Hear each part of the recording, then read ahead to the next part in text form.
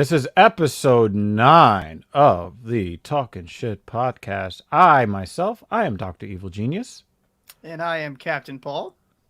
Do you want a little captain in you?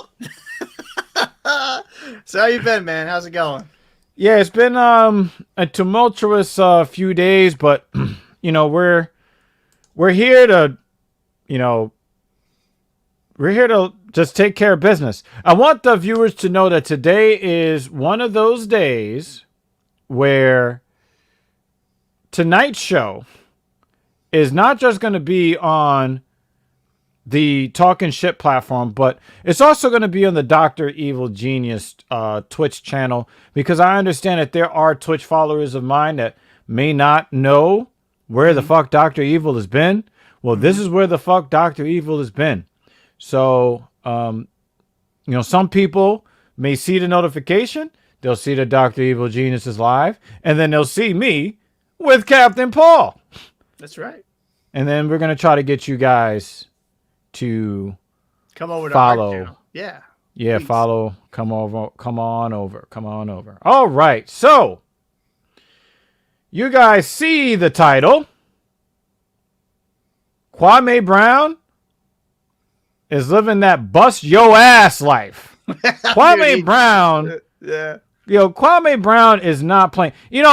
It's really amazing to see what he's doing, because the dude has been pretty much MIA for 20 years. Dude, and he's also been used as like a punching bag throughout his whole career and then afterwards, right? Like some of the most viral clips of a guy we'll talk about later on the show, Stephen A., is like insulting and, just looking down upon Kwame Brown. So I didn't think he'd be this like charismatic and ruthless. So it's actually been pretty interesting seeing his comebacks. Like, yeah, dude, I guess that All the Smoke podcast wasn't expecting all this smoke. For real. They thought it was just going to. And the thing is, it's kind of, when you think about it, they're kind of weak, right? Because they went running their mouth about somebody with the expectation that they weren't going to hit back. Yeah.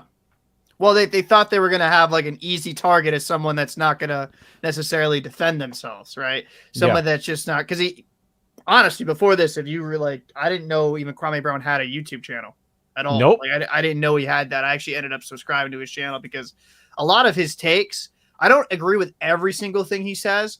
But he's not too different than us. No, he's not too different. He's refreshing. And it's like, just some of this shit is hilarious, the way he drags these guys. Oh, and, yeah. Like, especially kind of exposing some of the, like, quote unquote, tough guys of the NBA and just kind of calling them out on their shit.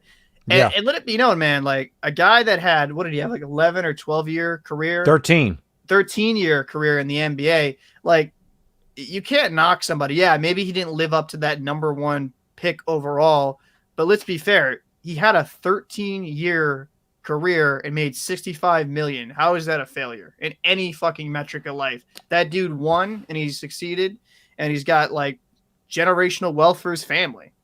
Like, I mean, over here on the Talking Shit podcast, once you start talking M's, we start doing really unsavory things like throwing our dignity out the fucking window.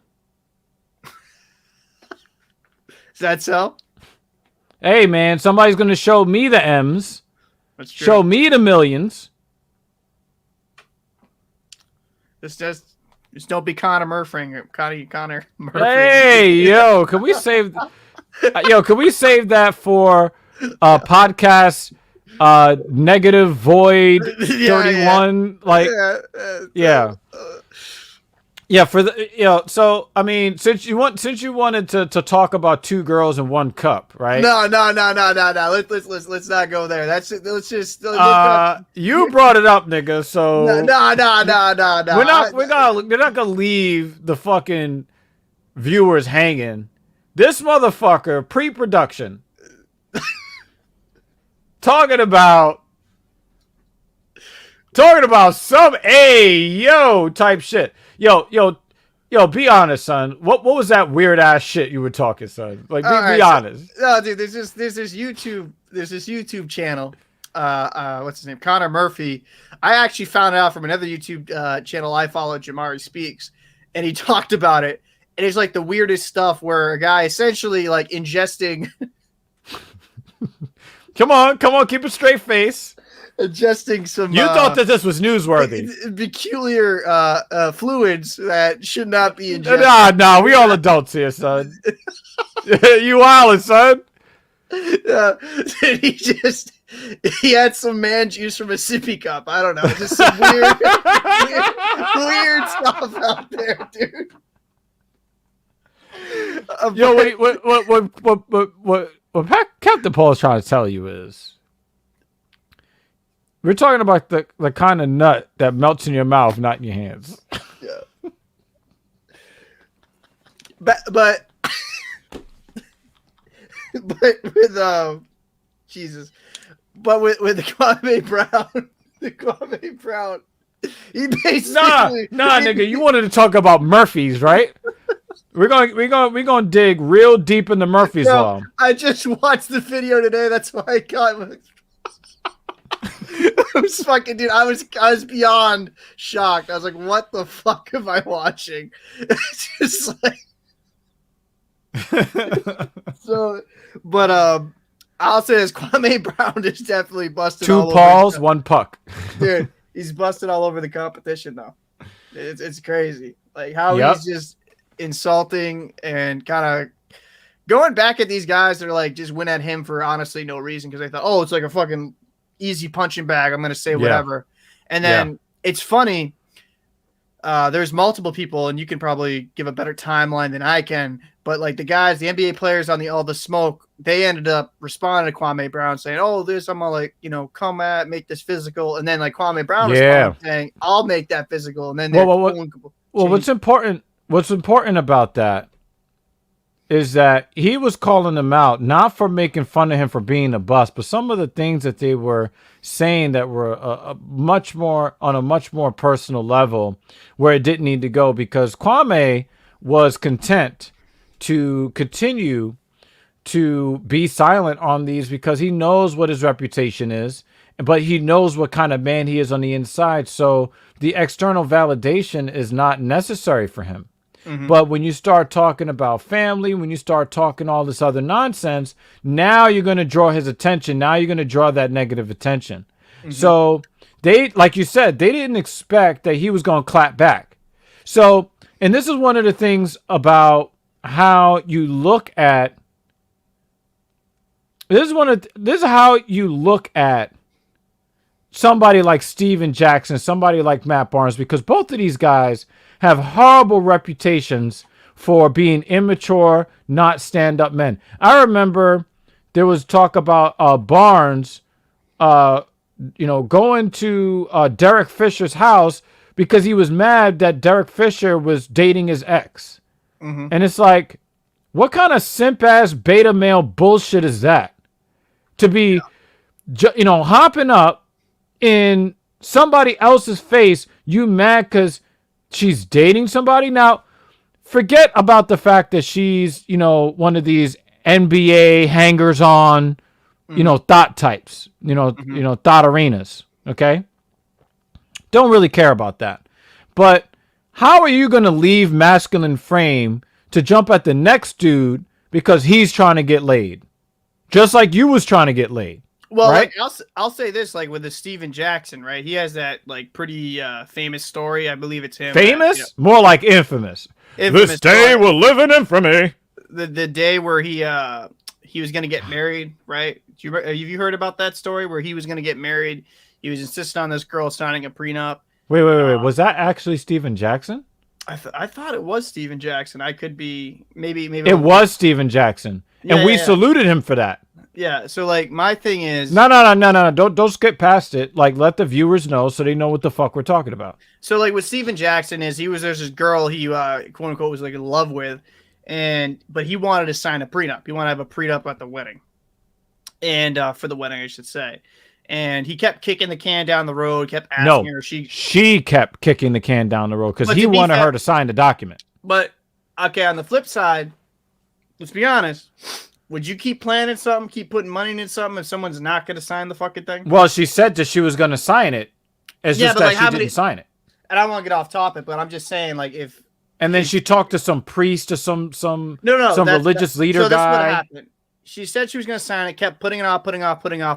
Day before you asked, like, you need to sign it. Yeah, you need to sign it. Or nothing's going to happen. Yep. So she insisted on having a priest or a pastor. Yeah, pastor. And he was trying to pressure. From a specific church. And that he says he doesn't believe in prenup and like God. Yeah, yep. Yeah, she used him to try to pressure him. Yep. And then he's like, you know what? He's like, fuck this. I don't need, God's left her at the altar. God's not going to solve all these problems. Yeah. And so like for me, because think about it, right? Because you're a guy that makes a decent amount of money. I mean, you're not making Steven Jackson money, but no, not yet anyway. Because we headed straight to the top, folks. Talking Shit Podcast. All right. Let's go. All right.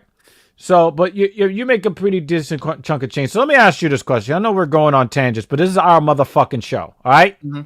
So let's say you were making, I don't know, twice. Let's say, you were making $300,000 or $400K a year, right? Yeah. And you're having a conversation with your girl. Your girl makes, $50,000 a year, right? And you say to her, hey, I know that we're in love today and all this good stuff, but it would really mean a lot to me if, you would sign a prenuptial agreement so that even in case that, the love we feel today, we don't feel that at some other point in time, that I'm properly protected. So now if she responded, well, why you need a prenup?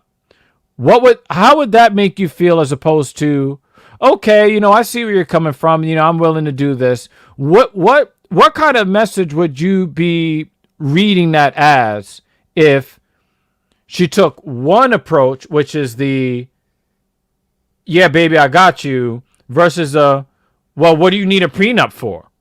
What would that tell you? I get what you're saying. It would kind of give a shady behavior to it that if, she's going to say, what if you need a prenup for? It's obviously she's just in it for one thing, right? She's looking to get married and then split. That's what the Steven Jackson story read to me. She kept putting it off, getting a pastor that was, anti-prenup. So then, yeah, of course, that kind of puts it certain colors. But to put in a nuance in my own personal opinion on it, I think there's a difference, right? If you start together from the bottom, right? When you start together on the bottom and you're both making like you're just getting by, scraping by, and then like over a period of time of years, then you accumulate that wealth. That's a different discussion to me. That's not necessarily like a prenup. I don't think that should be necessary. But if someone joins you on the ride when you've already reached that top of level of success, I think a prenup just makes sense. Because if I'm already making like let's just say what you said, like $400,000-$500,000 a year, right? And someone just hitched on the ride, like, mid-ride, already built, infrastructure's there, 401k, retirement plan, it's all good. I'm not going to let somebody come in. Yeah, life insurance. I'm not going to let somebody come in and jeopardize what I built, and they've just hitched a ride. But if they were there from the bottom where I'm just having an apartment, we're just, eating ramen noodles out of a cup and we're starting together, I don't think a prenup in that situation makes sense. But yeah, I agree. If I already have a foundation, and you joining mid-ride, like, you're kind of like, you're like Kevin Durant joining the Warriors. Like, to me, that, you need a prenup. So, yeah. So, it's kind of like when Fresh and Fit, when they say, women don't build, they move in. Yeah. Like, I think on those type, just, this is going to be like the one I watched with ABBA on for that Fresh and Fit. Those type of women, right? Yeah. Those type of women are just in to join in. Absolutely. You're going to find like, there's women out there that are, not like that. They're going to be there with you from day one and they're going to, help build. And I think that you need to treat them accordingly. Exactly. A lot of people think that like I'm anti-feminist and they would be right. However, Blind Bat is a savage. He's a savage. I believe in feminism as long as the feminist believes in feminism from alpha to omega. Meaning, if you want equal opportunities and equal access, I'm good with that as long as you want equal responsibilities. Well, yeah, I know, Right? I agree. Yeah, like if you're gonna have the true definition of like feminism, how they want to look at it, it can't be just all the pros. It's got to be the cons with it as well. Because Exactly. like, and I'll say this in my own industry. I'll give you a quick anecdote. Is I've had certain women in my industry. They'll do well and they'll do what they should do and they'll get the pros and the cons. But I've also had some that like there's some I'm not going to name names, but there's been some that have men cover for them, right? Like if you're throwing like a 50-pound line, right, or you're hauling up like a few 100-pound wire, who do you think is going to pull that up? It's going to be the guy doing that. But you want the same pay though. Exactly, and I think that's not necessarily fair. This is going to sound sexist if I've had that. No, you don't have on the Talking Shit podcast. This is your show, sir. If they don't like what you have to say, you know what they could do. No, they can suck a dick. But I'm just saying at this same point is that some people are going to clip it. Oh, he's sexist. He's this. It's like, no, I think men and women, they're compatible for each other because we have strengths and they have strengths that cover each other's weaknesses. That's Absolutely. The beauty of human nature, right? Mm-hmm. Like my future wife, she has a lot of strengths that I don't have, like patience and a lot of different things. And that benefits me because she helps me like kind of calm down, right? Like she's more nurturing where I'm more reactive, right? Yep. So like I think that as a whole, Papa Thunder comes out. But I think what it as a whole is like I think these feminists got to stop trying to be like, oh, we want all these pros of men and shit like that, but none of the cons, none of the icky shit. Like when the boat's sinking on my shit, they're off first. That's fucked up. You're second. You're with us when it goes down because no women and children, just children, just children. If you want to go that route, but you know, to me, man, it's just got to be about making sense. If you want pure equality, fine, make it pure equality, but that doesn't make sense. It just doesn't. Like, well, I brought that up as as an example of like how I look at different women, right? So if I meet a woman. And I'm going to bring it back to the prenup versus no prenup, right? Mm-hmm. If I meet a woman and I ain't got shit and she's she was there when I didn't have anything. I have 2 of those, thank God, right? Mm-hmm. If she's there before I had anything, then if we split, I don't need the courts to tell me to look out for them, right? Because I know that they earned what they earned, and I also know that I did not deserve their patience and their love and their attention and understanding, what have you. I didn't deserve that when I didn't have anything, but they gave it to me anyway. Mm-hmm. So, in my opinion, well, they didn't do the natural hypergamous thing, so I'm not going to do the natural go fuck yourself thing, right? Yeah. But if you're one of these chicks that want to come at me with all men are bad and evil, but I'll come and eat, I'll come eat for free on your dime. Yeah. If you're one of these women that are talking about, feminist this, feminist that, okay, cool. It's great that you're a womanist, thumbs up. But at the end of the night, we're splitting the check. Right? Because, I'm going to treat you the way you want to be treated. In all ways, we're going to keep that same energy. So if you're all about that equality, then we can equally pay for our own stuff. Mm-hmm. If you are the type to only want to join the team when the game is in the 4th quarter and we're already in garbage time winning by 45, then you don't get the playoff bonus with the other players that were there from the beginning. Yeah, man. Like, if you're Kevin Durant, you join an already winning team and they already won a championship and they don't need you and you want everything else. It just doesn't make any sense.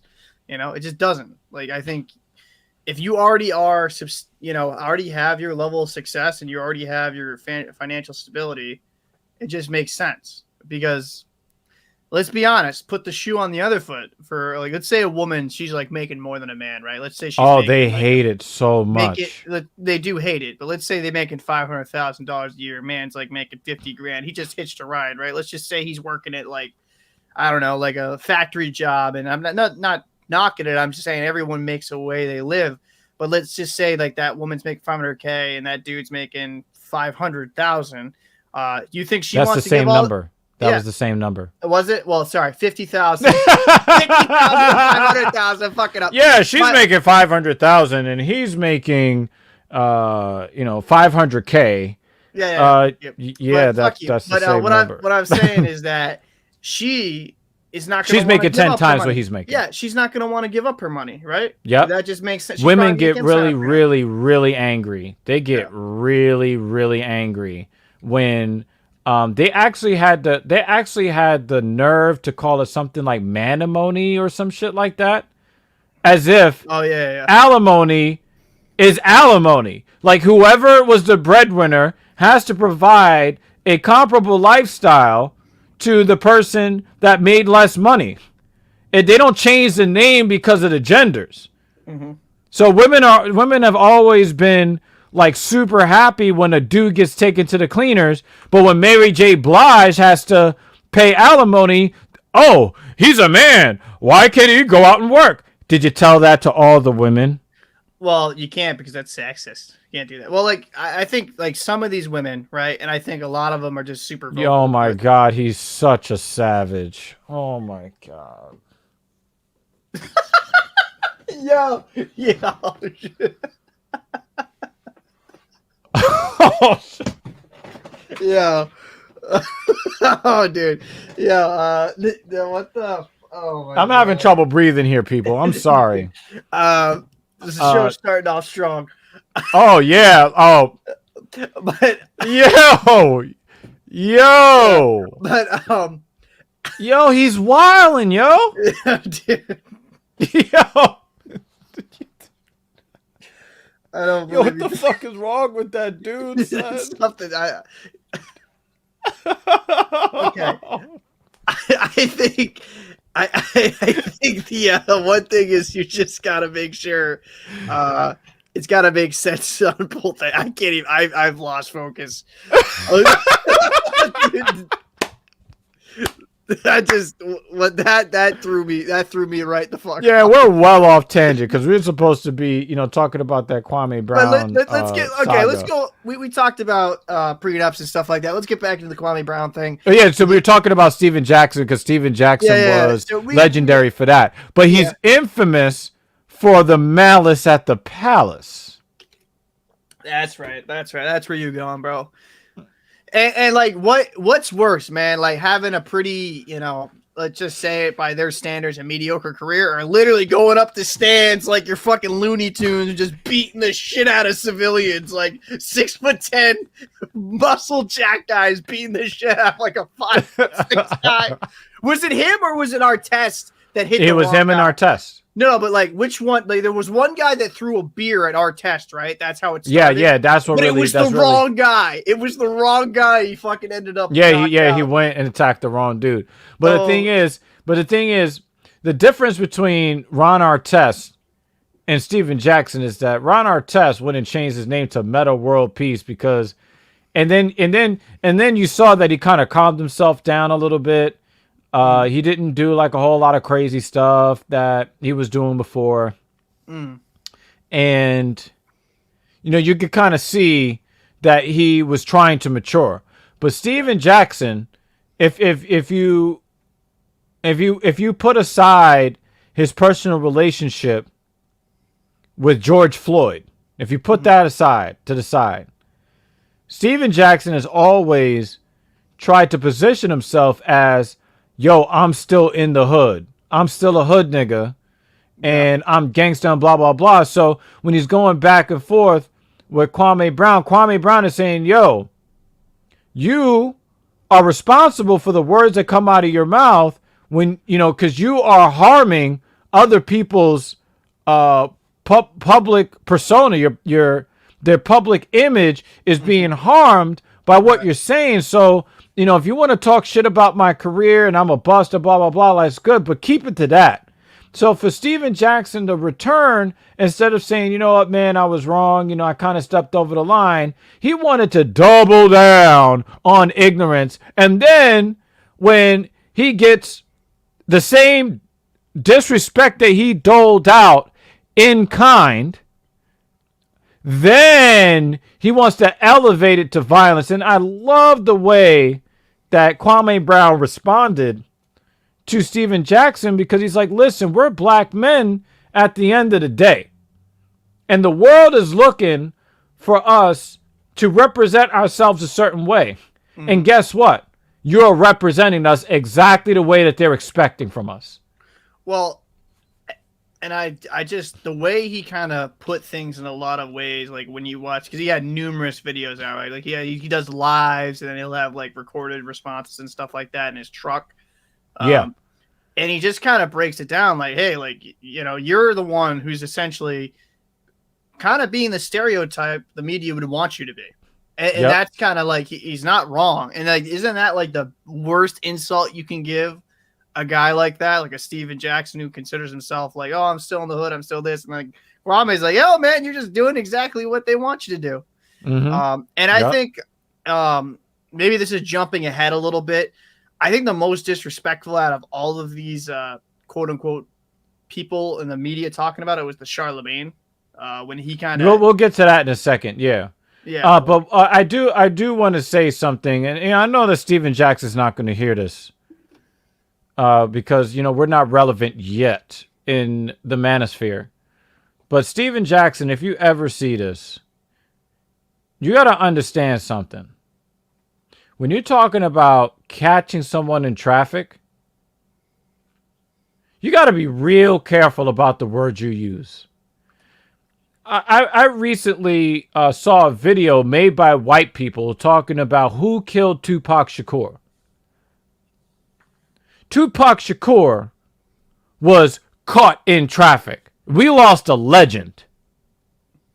Biggie Smalls got caught in traffic. We lost a legend. We're talking about real human lives. Lives connected to other human beings that love them. So if you're supposed to be a multimillionaire, a retired NBA basketball player, and then you're talking about repeating the same ugly violence that has scarred Black America over the last 25 years, you're being utterly careless with your words, sir. I know you want to seem like you're gangster and you're thug and all that other stuff, and you run in your mouth from behind a microphone. But as you can see, here on Talking Shit, anybody can run their mouth from behind a motherfucking microphone. Mm-hmm. But instead of you wanting to man up, and again, Kwame Brown has a catalog of videos basically saying, yo, we need to support black men. We need to support the black community better. And your response to him is, I'll see you, I'll catch you in traffic. You want to talk about all the niggas you got in your corner? When if you was a real man that really wanted to shoot the five, yo, let me see you. Fist to fist. No, he's talking about, yo, I'm going to do this, I'm going to do that, and blah, blah, blah. Like, yo, like, you sound like a 17-year-old who is destined to commit a murder that will get him thrown in prison and the key thrown away. Dude, you're over 40 years old. You were a personal friend of the murder of the man who suffered the murder heard round the world. And you sat up there on cable news talking about how great of a man he is and what he did for the community and how messed up he is. And then we're talking about the anniversary of the man's death. You back up talking this nigga shit.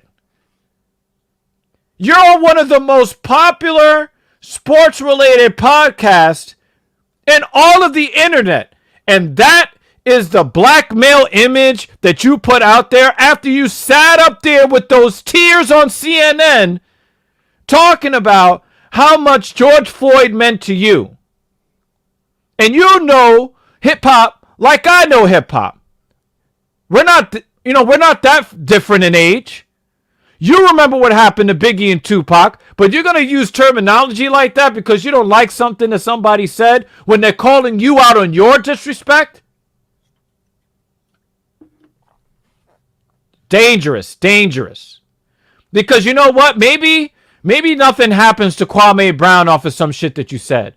But maybe somebody else that was listening to your show started feeling froggy and then popped off on somebody else. You know, like, words matter. Words have power. Mm-hmm. Do you really think that when the Talking Shit podcast goes from 5 viewers to 50,000 viewers live, that's coming. I don't know when it's coming, but it's coming. Okay? Do you think that we're going to be out here talking that reckless shit? No, we know that voices carry weight. It has power to it. And you can use your voice for good, or you can use your voice for that worthless garbage.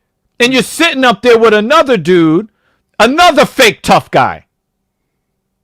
Come on, man. You could do better than that. But like you were saying, you wanted to talk about Charlemagne because Charlemagne thought that he was helping the situation because he saw what everybody else saw. But you wanted to talk about the Charlemagne thing. It's just like because he touched upon on the Breakfast Club, and he essentially kind of mentioned mentioned the situation like with the Kwame Brown and the All the Smoke, but then he took it to another level, right? Like telling like the world shit that doesn't need to be known, like of his personal life with his father and his brother, like his family and all their interactions with the cops or like being in the system as a whole. And it just took it to another level it didn't need to be. And apparently Charlemagne's around that area. He's from that area. Yeah, South Carolina. And you figure a man that like grew up in that situation, understanding the environment they could be in, he'd be a little bit more thoughtful, right, of how he puts itself. But like instead, he puts everything on blast and tells details of Kwame Brown's family's life that just doesn't need to be out there in the public eye. Right. I thought it was like extremely distasteful. And then he gave himself Donkey of the Day, I think was like a day or two after the fact. Yeah. Apologizing. But it was the most self-serving apology I've ever heard. It was never like. And he was still doxing him too. Yeah. He was like, it was kind of like, it was like one of those apologies I'm a good person. I'm this. I'm like, no, man, you fucked up. You made a wrong decision. Instead of being a man saying, hey, I'm sorry, I apologize, I shouldn't have said that. He's like, oh, I'm a good man and all this. And it's like, no, you like, it's by actions. That's how you dictate how good of a man you are. I just thought the way he handled it was just extremely childish, and he brought it to a level it didn't need to be. Charlemagne's hit or miss for me. As you know, we both watch, or I think you still watch the Brilliant Idiots podcast. Yeah. Like, I kind of understand what his angle is when it comes to entertainment. I understand he's supposed to be like an agitator. Yeah, like he's supposed to like kind of get underneath people's skin. Yeah. But with certain situations like that, I just don't think it needs to really be brought to that next level and like having someone's personal life business be put out there. Because let's be honest, if that happened to Charlemagne, he'd be all pissed off as well. And the one caveat also that kind of pissed me off of that whole situation is like, you send a cease and desist to Kwame Brown to stop talking, for him to stop talking shit about you when you're the one who sent all his private fucking personal life information out. Like, that makes no fucking sense. Where's the self-awareness? That was the biggest bitch move I've ever seen in my life. We're going to do a shameless plug right quick. There is a reason why we're on the Dr. Evil Genius Twitch channel tonight. A lot of you may have been wondering, where the fuck has Dr. Evil Genius been? Dr. Evil Genius has been building this platform with Captain Paul. And we're looking to grow this community here. So definitely follow us on Twitter, Narsagram, and Twitch at TALKIN_SH_T, please. So what are your thoughts when it comes to the whole Charlemagne thing? What would you kind of say? All right, so it's really funny. I'm gonna go out on a little bit of a tangent. Mm-hmm. Really funny. And shout out to Quasi Spec, yo. I have a lot of respect for you. Charlemagne is a guy that is trying to sell a persona. He's trying to sell himself as a guy who he tried to sell himself as a guy who is this reformed, ignorant guy who is all about mental health and healing and doing the right thing and belief in God and yada, yada, yada, yada. Okay, that's cool. But when you look at how he carries himself on the Breakfast Club, and it's funny because on Black Power Magic Hour last night, my co-host, Messiah Rhodes, he played a clip of Beanie Siegel in an interview with the Breakfast Club. And Charlemagne basically sat there in his face and was basically daring him to beat the shit out of him. And, you know, Beanie was getting upset because he kept asking the same type of question over and over again in a really condescending and disrespectful manner that you can just see for yourself. And like, he's like, yo, like, I'm taking this as disrespect. And need I not remind you that I was willing to take penitentiary chances, i.e., attempted murder. I'm the type of nigga, like, I'm trying not to be that nigga, but I'm the type of nigga I will, you keep talking that shit. You know, and you'll be Charlemagne to something else. And I've seen Charlemagne antagonize people constantly. I mean, you remember that thing with Birdman? You better put some respect on my name as you finish or as you done? Yeah, because I remember the famous, like, when they posted it, they had, like, the pissed off meter and stuff like that. Yeah. I remember that. Yeah. That's Charlemagne. You know? If you look at the dude that plays Ashy Larry, Donnell Rawlings, he might as well be a woman with the way he carries on. But Donnell Rawlings, the dude that played Ashy Larry and other characters on Chappelle's Show, you know, the way that he like tries to antagonize him and things like that. And Charlemagne, they just did an interview, I think yesterday, with Donnell Rawlings, and Charlemagne is admitting that he's the type of person that in high school the bully picks on the guy he knows can be bothered by what he's saying. Yeah. Right? So, you know, Charlemagne tried to do like the backhanded, you know, thing, which is, you know, I know, you know, you feel like this or that or the third, but, you know, you better leave him alone because I'm going to tell his business and, you know, he might do this and y'all better leave him alone because, you know, I'm going to make fun of him. Like, no, like nobody needs that kind of support.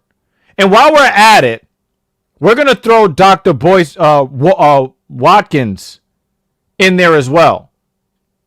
When we're talking about doxing people, a couple of days ago, he's publicly out there talking about, well, Kwame, you know, says, you know, bad words like nigga too much. You know, he's in danger of having his YouTube channel pulled down. Nobody was thinking about that. No. Nobody. The Google algorithm had not hit Kwame Brown for anything as far as we know. No. Right? Nobody was thinking about that. Now you basically just laid down the groundwork, the foundation for people to fuck with him. Because, you know, even though he's a multimillionaire, people still do the super chat thing and they still support what he's doing. And basically what he does is he takes the super chat money and then buys sneakers for the young kids in his area. Like, he's not like just pocketing the money. Which that's pretty cool, honestly. That's like, yeah, that's what Kwame Brown. We did not know anything about Kwame Brown's life, and the only thing he's basically saying is, I'm not going to take disrespect from you. I'm not going to take doxing from you, but I'm going to offer the world my perspective in a stand-up way, and I'm going to remain in masculine frame while I do it. Well, so like, this is my thing. I think a lot of this issue stems from, and you want my personal opinion, is a little bit of jealousy, because once he got a little bit of that media buzz with Kwame Brown when he went back and forth, you have these other people talking about Kwame Brown. I know it's a topic. Hey, we're even talking about him right now, but we're talking about him. Dude had over 30,000 live watching. But we're having a more of a positive discussion. It's like, I think instead of like talking about him saying a certain word, I'm not gonna say. Oh, what, nigga? Nope. No, but like, so like a certain word, like, you know what I mean?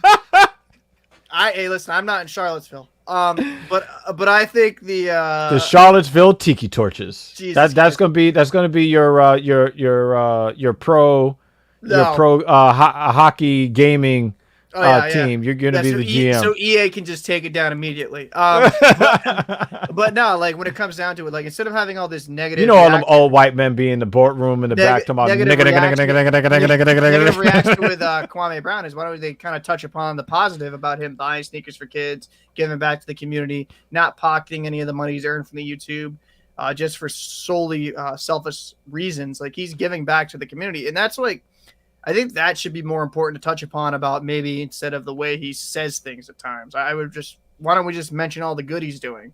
And for just kind of touch upon the Charlemagne. That's like, how social media is, man. Yeah, but like Charlemagne, the weird part is he has no, where to stand. Like he has no ground to stand on, especially when it kind of got exposed with the whole, they kind of lessened it to, what is it like? What's the exact charge he got put with?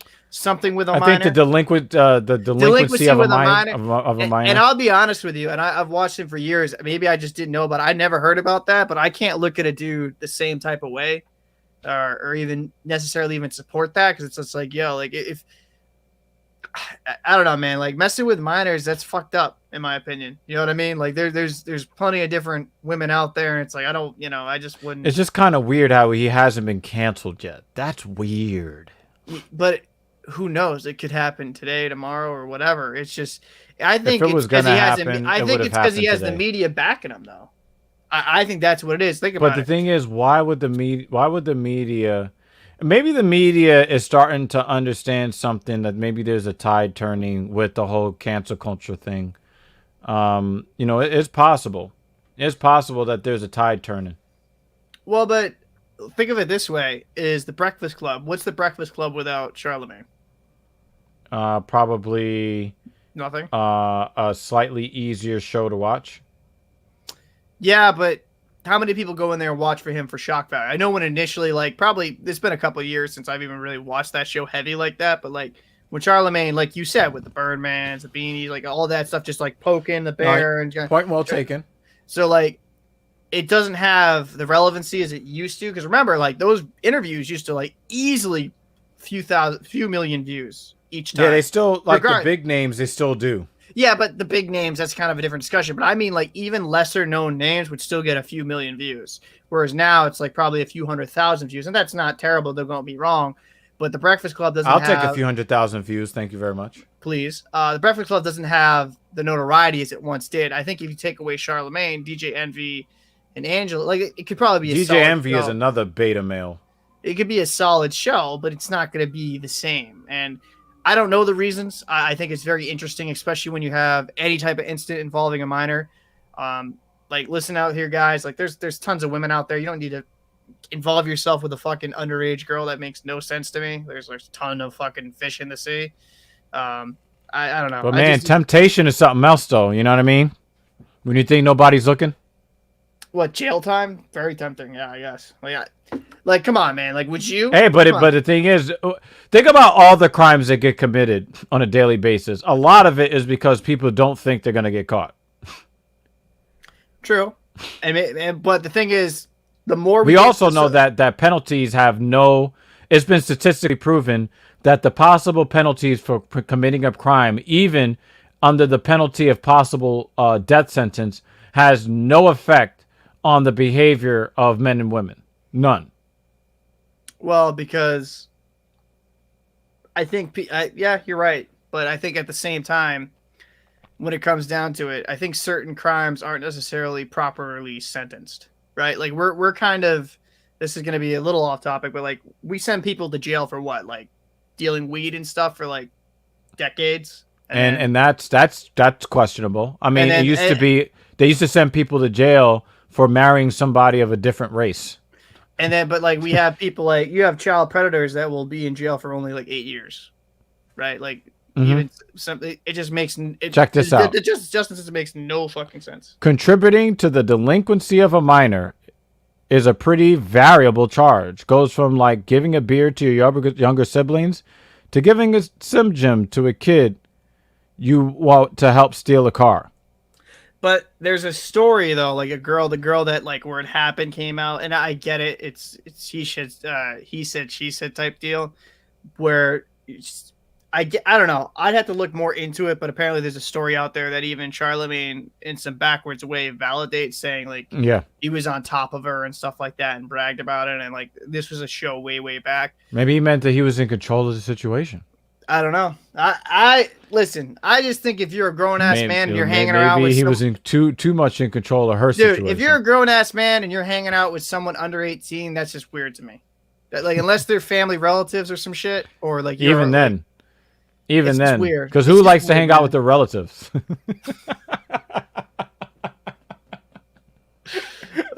Just some weird shit, man.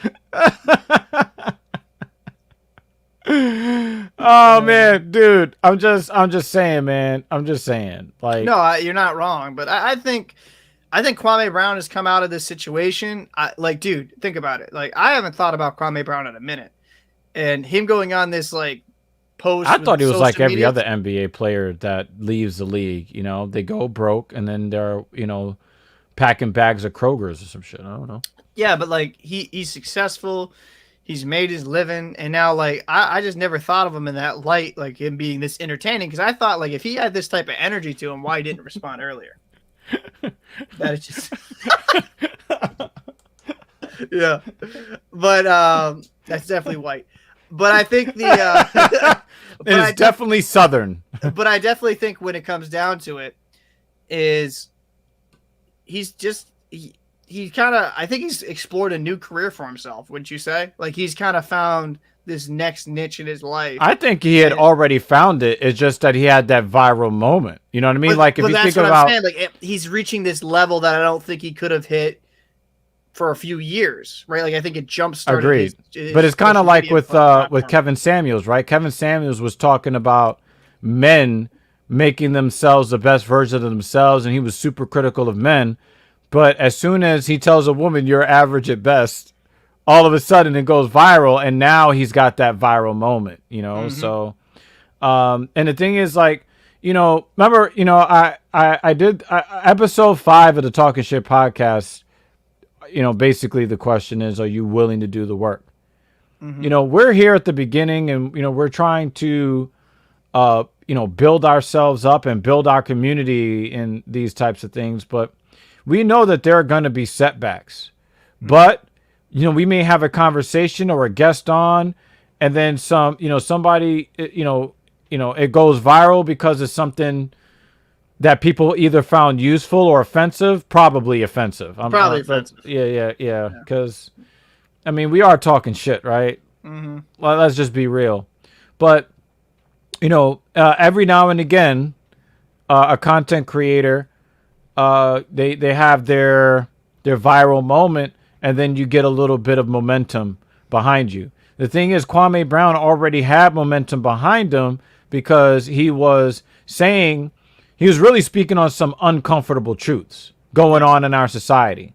He's like he uses this phrase, the go along to get along. There are a lot of people in media who are content to just deliver the status quo because that's what the corporate line is, and that keeps the checks rolling in. But Kwame is like, look, like I made my money already. There's really nothing y'all could do to me. So I'm gonna go and say what I want. Did you see the back and forth between him and Judge Joe Brown today? No, I didn't get a chance. That shit was fucking fire. Was it? It was fucking fire. And the thing is, Joe Brown, if Joe Brown had any like real political aspirations, they died today. I'm just gonna say a couple of words that even we won't say on the Talking Shit podcast flew out of his mouth.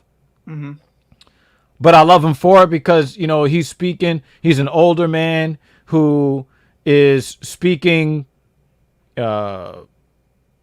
unfettered. He's like, listen, I'm going to say what I want to say. I'm going to say what I believe. And real is going to recognize real. And if you don't fuck with me, cool.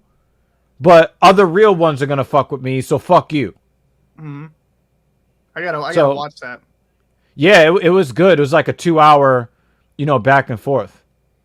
So it was a really nice, back and forth. And, one of the great things I like about what Kwame Brown was talking about, he's like, listen, I want to bring the elders to the youth, because what we're missing in this era, this social media era, is that the wisdom of older people is all but silent.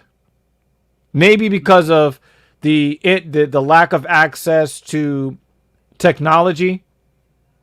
There was this one woman who speaks on behalf of men, Shahrazad Ali. Mm-hmm.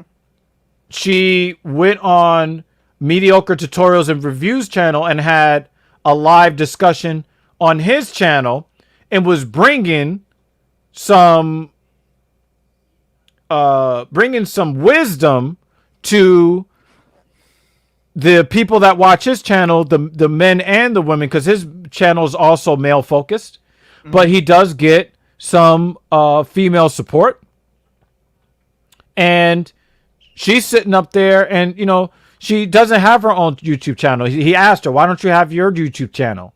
But a lot of these older people are like, no, like that's for the clout chasing generation. I just want to make sure that the message gets out there. So you got the MTRs of the world. You have, the O'Shea Duke Jacksons. You have the No Jumper podcast. You have the Roommates. You have now Kwame Brown. You have all of these different avenues that you can go to, where they are trying to bridge that gap between the chaos of the millennial and the, I don't know, the Xennial, whatever they call them. And, and some of the smarter, more valuable boomers and Generation X people, taking some of their wisdom and then porting it into the information digital age, so that we can get some semblance of balance in society. Mm-hmm. Sorely needed. And that's what Kwame Brown is out here trying to do. Meanwhile, you got all the smoke. I mean, you've got a sports related podcast that's branded with drugs. Yep. Let's just call it what it is. Whether or not you're pro weed or whatever, this is your whole fucking platform. When you have the ear of NBA fans, young men, middle-aged men alike, and that's what but you're making fun of Kwame Brown, who's a hard-working man. He works hard in the field.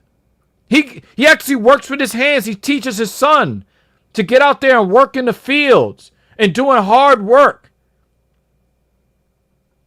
Like, you're going to go at that man? What are you doing with your life? Yep. Besides doing drugs? Being a stereotype. Exactly. Quasi-Spec says, I think about the wisdom of our elders a lot. I think one of the problems with that is that things change so much that getting older precludes you from being able to adapt to the day-to-day life that younger people experience, so that distance makes it harder to appear wise in the aspects of life that are more universal. But here's the thing. Though, Quasi. Here's the thing. There is nothing new under the sun. You still have the same 200 bones that your ancestors had. Do you understand? Like, life is still a series of decisions. And the decisions that you make have an impact on what your present and your future will be. So when you're talking about the wisdom of the older people, well, they might be detached from the social media age, but when you think about it, is social media leading to the happiness of the millennial of the, what do they call it? Zennial? They call them Zennials? What do they I call don't it? know. I don't know. Generation Z? Yeah, GZ. Right? Generation Right? Z. The stats are pretty clear. People in our age group and younger are unhappy. Zoomers is another one, right? Mm-hmm. People used to be happy.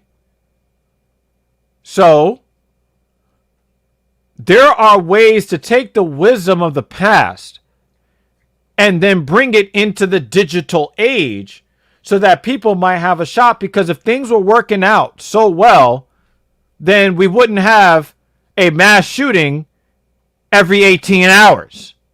I think that, and this is just my opinion, I do understand what he's saying, right? But that maybe over time, certain aspects of their wisdom might become a little bit dated. But I agree more with what your sentiment is.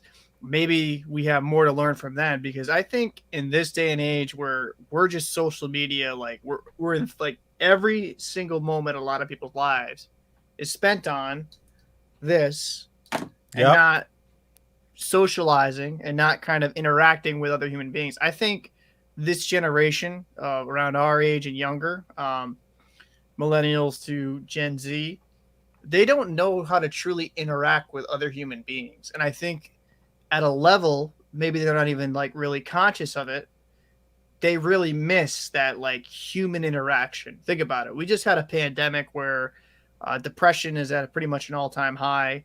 A lot of people aren't getting out or weren't getting out, and they just didn't know what to do with themselves. So I think as a totality, this whole issue could be solved by taking a little bit of wisdom of like, okay, maybe like kind of trying to The principles. put yourself out there a little bit more, and maybe a little bit more of an old fashioned lifestyle is not a bad thing. I'm not saying to give up your cell phone and live like the fucking Amish. I'm not saying that. What I'm saying Yeah, it's is just the principles. That's all. just principles, and also like, hey, maybe you just go out every once in a while and see people face to face, because it's healthy. I think one of the worst things that has happened to this society as a whole is that we're just so stuck on a computer screen, our phones, and just that's all they do. It's like you got to go outside and you got to enjoy life. And I think that's what as a whole would make people happier. That's kind of my take think on about it. Think about it, man. Are we like the last generation that actually went outside and played sports with other kids our age and older and younger? Probably. And learned how to become social, but not through media? Probably. Yeah, I'd actually have to say, and I think some of that actually does come down to parenting, though. I think they're, not trying to get off topic, but a lot of this is our show, nigga. But a lot of this Say what you want. A lot of this has to do with parenting. Like, how many parents do you see these days throw an iPad in a kid's face when they're Oh, like 3, 4, wow. Let's talk about it. just to kind of like have their iPad raise their kid or have their tablet raise their kid. When I was a kid, like I've played hockey since I was 2.5 or years have old. downers raise their kid because they don't want their kids, jumping around being kids. So they, hey, take this ADD medication. Shut up. Well, like my thing is that when I was a kid, I was 2.5 years old when I started started skating, and I played hockey when I was 3 years old, and I played hockey throughout my whole life. I played baseball, played football, but hockey was my main love, right? Mm-hmm. And I always played varsity travel teams, and like I played like it was a structure. It was like something like I'd practice like in the morning, and then in the afternoon I did training, I did weightlifting, I did a ton of stuff for it. It was a structure in my life. And I think that's what a lot of kids are missing. I'm not saying every kid's not playing sports anymore, but even in today's professional, feels like the only kids that are playing sports are the ones where their parents think that they might go pro, so they keep pushing them. That's what it feels like. But even in professional sports, right? So in hockey, there's this winger who plays with Columbus now, Patrick Laine, and he's more consumed with playing Fortnite than getting better at his craft, right? Because he's just naturally talented at his sport. He just is. There's certain players we've seen in every sport that kind of effortless with how they play. And he had kind of a bad year this year. He's known as a streaky player because he's known for staying up till like 2, 3 in the morning playing Fortnite. Now, as a gamer myself, I'm not trying to look down on that, but if I had a multi-million-dollar job as a gamer, I am going to look down on that. As a gamer, I am going to look down on that. But as a multi-million-dollar thing, get out of your priorities, right? Like that'd be me not going to work on the tugboat because I just want to go home and play Call of Duty or play NHL or play like whatever MLB The Show. Absolutely, it makes no sense. And when it comes down to it, parenting has been piss poor. Like my parents, they raised me, I think, like no parents are perfect, but they raised me very well to like, hey, like fucking go outside, get off your ass. Where I think a lot of these parents, like I briefly stated, it's just tablets. Like I know good friends of mine that will like, oh, like here you go, little Jimmy, here's a fucking tablet in your face. And, you can go watch like Paw Patrol or something like that. That's not proper raising your child. Having either the tablet do it, having a daycare do it, having a nanny do it, like, because it's funny. I know multiple people that work in child care and one that's a nanny, and the parents are only home, like they leave at like 6 in the morning. They come home at like 7 at night and they have the nanny stay there to put their kids to sleep. Like, what are you fucking doing? Like, honestly, like, what are you doing? That's more of the affluent people in life, obviously. Right. But it's like people have forgotten that like one of the most important things in a kid's life is mom and dad. That's where they learn and that's where they grow and that's where they're going to get their influences in life. It's not going to be through a fucking YouTube video. It's not going to be through a daycare center. It's not going to be through a nanny. It should be through But you got to understand something. Our economy is so fucked up. And I forget who I heard say this, but it made a lot of sense.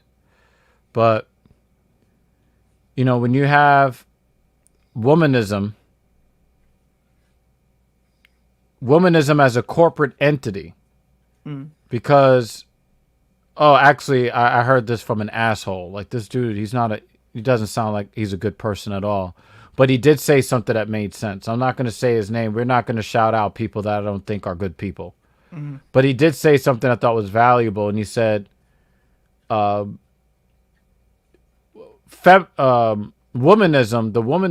especially the second and third wave, they were not women's movements. They were corporate movements. And one of the things that the corporations were able to do is they could figure out that if you flood the market with more labor, you reduce the cost of labor. Mm-hmm.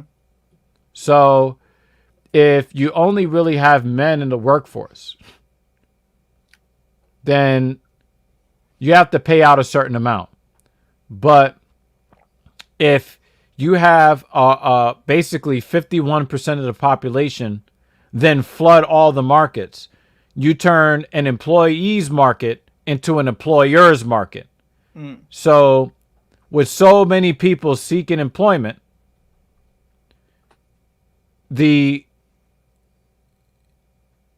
employer can choose and pick and can drive the wages down. Mm-hmm. So the womanism movement was not a liberation of women. It was a corporate thing to be greedy and keep the wages down. So what you have is, way back in the day, a man could get a job, work 40 hours a week, put his kids through college, buy a house and a car, and they were able to live a middle-class lifestyle. Mm-hmm. Quasi says something pretty interesting here. Also keeps women from organizing for progressive goals. I'm going to say that I at least half agree with that. And here's why. Whenever there's a reason why people they're not returning to these dead end minimum wage service worker jobs. Because when the Rona gave people the time and the opportunity to level themselves up and to give them more skills to get better jobs, a lot of people did that. So a lot of the people that you thought would be at a Wendy's drive-thru window, they're now exploring some kind of career in tech or something like that. So they're not going to come back to that old job because that old job took so much of their time and energy that it really precluded them from organizing their own lives to then make their next move. So in that way, I do agree with you. If you have all of these, women trying to compete with men, which, women are not very well equipped to do. Men are more competitive by nature. And women are more cooperative by nature. Yeah, but they're more agreeable. Women tend to be more agreeable. Now you want to thrust them into these hostile work environments. Now their stress levels are higher and their attention spans are lower. It is going to be difficult for them to work on things that actually work in their favor towards their well-being and whatever their general purposes are in life. So, Quasi, I will agree with you on that level. So I just think that as a whole, and this is my belief, and I'm gonna fucking stick to it. There's no fucking reason that a mother shouldn't raise a child, in my opinion. Right? Like if you're in a fucking household with a father, so you don't think that she should be out competing with men to get resources and power and titles and all of that stuff? If you have a family, you think that a mother should be raising her own child? I think, and this is just my belief, and why should she suffer that indignity? Indignity. So what? Raising children's a bad thing? I mean, the way some people tell it. There's nothing wrong with somebody being there to raise their kid, and I think a mother is the best person to do so. I know a couple single fathers. It's extremely difficult to raise a kid by yourself, but also a mother has a different touch. You know what I'm trying to say? Like a different aspect to themselves. Like we say, women are not inferior to men. Women are just superior in certain ways, and men are superior in certain ways, and it's supposed to be a compliment, right? It is. So when you have either one of them playing out of position, it's going to be very rough on themselves and the product that are the children. They are then compromised, and that's also statistically proven.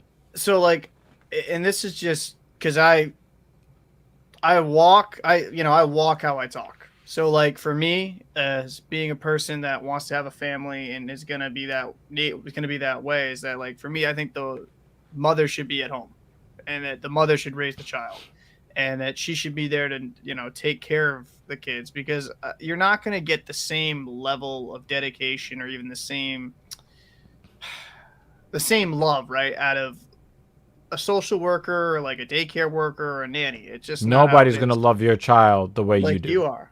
And I think we're kind of in an interesting part of society where it's like women want to be goal focused, career, and they're empty, right? A lot of them complain. Yeah, they don't even enjoy their careers. Right. They're just doing what womanism tells them to do. They want to strive, they want to be this, and then it's like they realize they're missing a part of themselves, and it's like, oh well, fuck, like I just feel this big empty void. And I think some of them have come around and some realize, some never will. It's like, well, you're missing that role of kind of like being there, raising a family. I'm not, obviously not every single woman's going to want a child, but I think a lot of them, they'll have a child right now and they'll try to keep having a full-time job and they'll neglect their kids. And I don't think that's right. If you're going to have a kid and you're going to have a family, you need to have the proper mindset to do so. You can't have someone else raising your own kids. And do you know what happens when that happens though? When you have somebody raising your kid, that person is not there to raise their own kid. Yep. It's like, it's a vicious cycle, bro. And you're talking about classism on another level, right? Exactly. And because while you're not taking care of your kid, somebody's there for your kid, but then they're not there for their kid. And then they stay in generation after generation of poverty. Well, and I think that's, as a whole, it's a trickle-down effect. And I think... Feels cyclical. I think we've kind of come a little bit too far with some of these progressive ideals. Like we've said, it doesn't feel like progress to me. It feels like regression, because there's things that women do that fucking far superior to men, and that's especially childcare. You put a man in a daycare, I'm looking at him funny, right? I put a Yeah, woman we in a do. daycare. We do have a fundamental mistrust for males, don't we? Even as men, even Like, as men, like we have especially a with, bias against men. but especially with children though. Fuck you near my kid. You a pedo?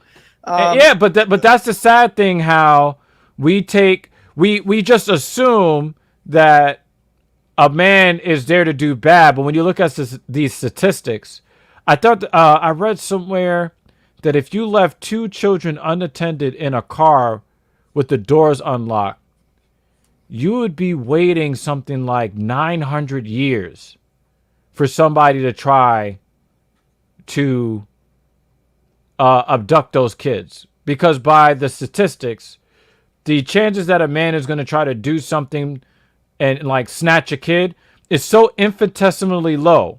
But of course, because every single time it happens, they put it up on national news because it's that rare. Yeah, But it also the public image of men is shaped by that. So right. we have this bias against men. No, but my thing is, it's like it's just weird, right? It's just. Well, who told us it's weird? It's nature, man. Like I just think a woman is better when it comes to dealing with like raising. You didn't watch 300? You didn't watch 300? I did watch 300. It's a fucking comic book. Give the 8-year-old a spear and tell him to go, fight this big ass beast. Yeah, like listen, No, that's fathering.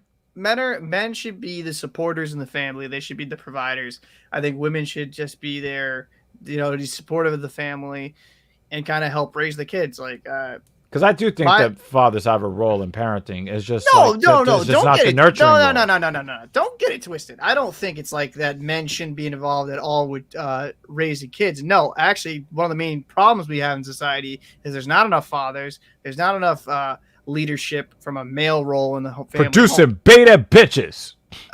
Men have their roles. Like, dude, I'll be honest with you. My old man taught me how to fight. My old man taught me, like, yo, you're not going to take shit from nobody. You're going to be assertive. You're going to be aggressive. He also taught you how to treat your future wife, too. Exactly. And you're going to know how to nurture and care for her. Yep. And that's my mindset, is that I think men obviously have a role in the home. That's no discussion. That's why we have so many fucking problems in this country. Taught you how to keep from getting your dick burnt so it doesn't turn as red as your hair. Fuck you. But I think that when it comes down to it, right, is that we have our roles and we should play it. And I feel like right now we're just ignoring our nature as human beings. Absolutely. We're not we're not going down to our base instincts of being like, all right, bro, like let me go hunt. You go take care of the kids and kind of like, weave some shit that I can lay on. Mm-hmm. I'll go kill that beast. Where now it's like, weave some shit that you could lay on while I pound it. Yeah, exactly. You know what I'm saying? Yeah, I know what you're saying, but I was saying like now it's like, oh no, women, you go hunt and we'll just take care of the home. That doesn't make no sense. Oh no, actually it's worse than that. It's you go hunt and you compete with me while I hunt, and we have access to only half of the potential prey, because now I'm going to compete with you instead of working together with you, and now you're my enemy. Mm-hmm. And we're just dividing the fucking assets that we could possibly attain. Yeah. But you're also multiplying the profits of corporations. So, speaking, like, maybe it's a little too early for a segue, but I kind of want to get to this because it's going to be funny. Speaking of corporations and, how would you say, soulless? I know what you want to talk about. I know what you want to talk about, but I want to tie in the issue with Kwame to that and then seg into that. Sounds good. You go ahead. So we're gonna, because the thing is, we're gonna basically say whatever the fuck we want whenever the fuck we want to, because it's our motherfucking show. Mm-hmm. But we are going to circle back, and I wanted to save this last part. I really wanted to save this last part because, when you were growing up, let me ask you this question: when you were growing up, how often was your TV turned to ESPN? Oh, dude, like every day. Like, especially when I was playing sports. I loved ESPN. So, when I became a young adult and I was able to I don't know, not be homeless anymore. Mm. I watched ESPN. I had ESPN. I had the television turned to ESPN every day, all day, all night. You know, if there was no sport on, it would be Sports Center. You know, Dude, I watched Sports Center like a fucking madman, bro. yeah, and then we would watch the same Sports Center over and over and over and over again. Mm-hmm. I don't know why we did that. I think we were mentally ill. But anyway, Probably. I stopped watching ESPN. I stopped. Mm-hmm. Would you like to know why? Yeah, why did you stop it? Because I stopped watching as well. I'm curious about why you stopped watching it. Who wants to go first? You. I, I stopped watching ESPN because of one particular on-air talent. Uh-oh. Let me guess. Is it the face of the corporation as we speak? Yes, sir. Stephen A. Smith. Stephen A. Smith. I know you'll never watch this, but I don't give a fuck. You are the reason I don't watch ESPN anymore. You're the reason. So why? Why Stephen A. alienated you so much that you just will never watch it? There was a time where I used to really like the dynamic between him and Skip Bayless, two blowhards that knew a whole lot of nothing. Yeah. Okay. You know, there was, you know, anytime something would happen in the world of sports, you always wanted to tune in at 10 a.m. Eastern to First Take because you wanted to hear what so-and-so was going to say about what happened, especially if it has something to do with LeBron James or something like that. Yeah, right? yeah. Right. So, if somebody played a clip earlier today about Stephen A. walking back his comments concerning the Ray Rice issue.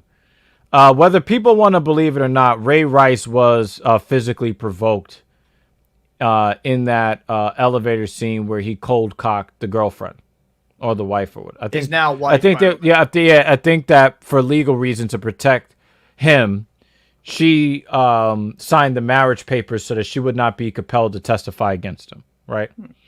They're still married though. And that's interesting, right? That's interesting.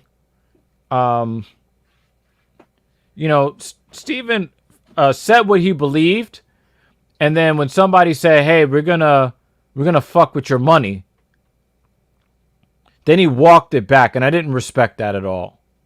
If he was the type of person that we always knew to believe that he believed that even if a woman is about to end your life, you don't defend yourself. If he was always saying that, then I would rock with that. But that's not what he truly believed. And he put up this bullshit apology. And it was kind of like, come on, Steven, what is wrong with you? But then Colin Kaepernick basically puts his own head on the chopping block.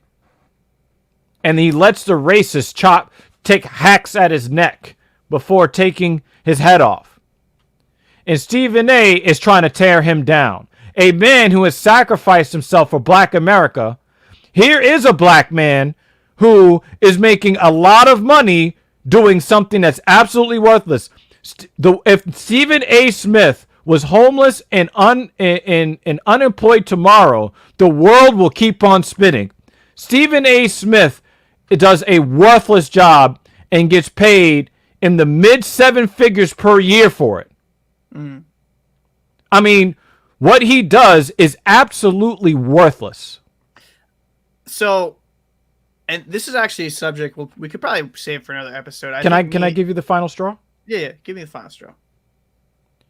They put Stephen A. Smith on a UFC broadcast.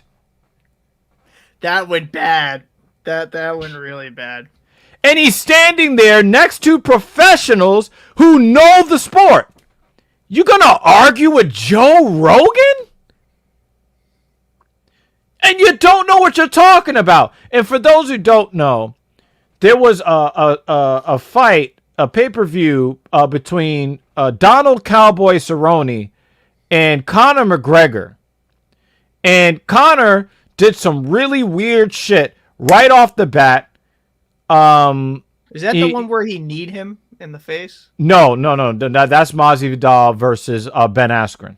Okay, sorry. But like right off the bat, Conor blitzes him, hits him with a head kick that kind of knocks him off balance. Oh no, in the middle of the cage, like they get into a clinch situation, and then Conor starts jumping off the ground and slamming his shoulder into his face until he basically breaks his nose. And he was stunned.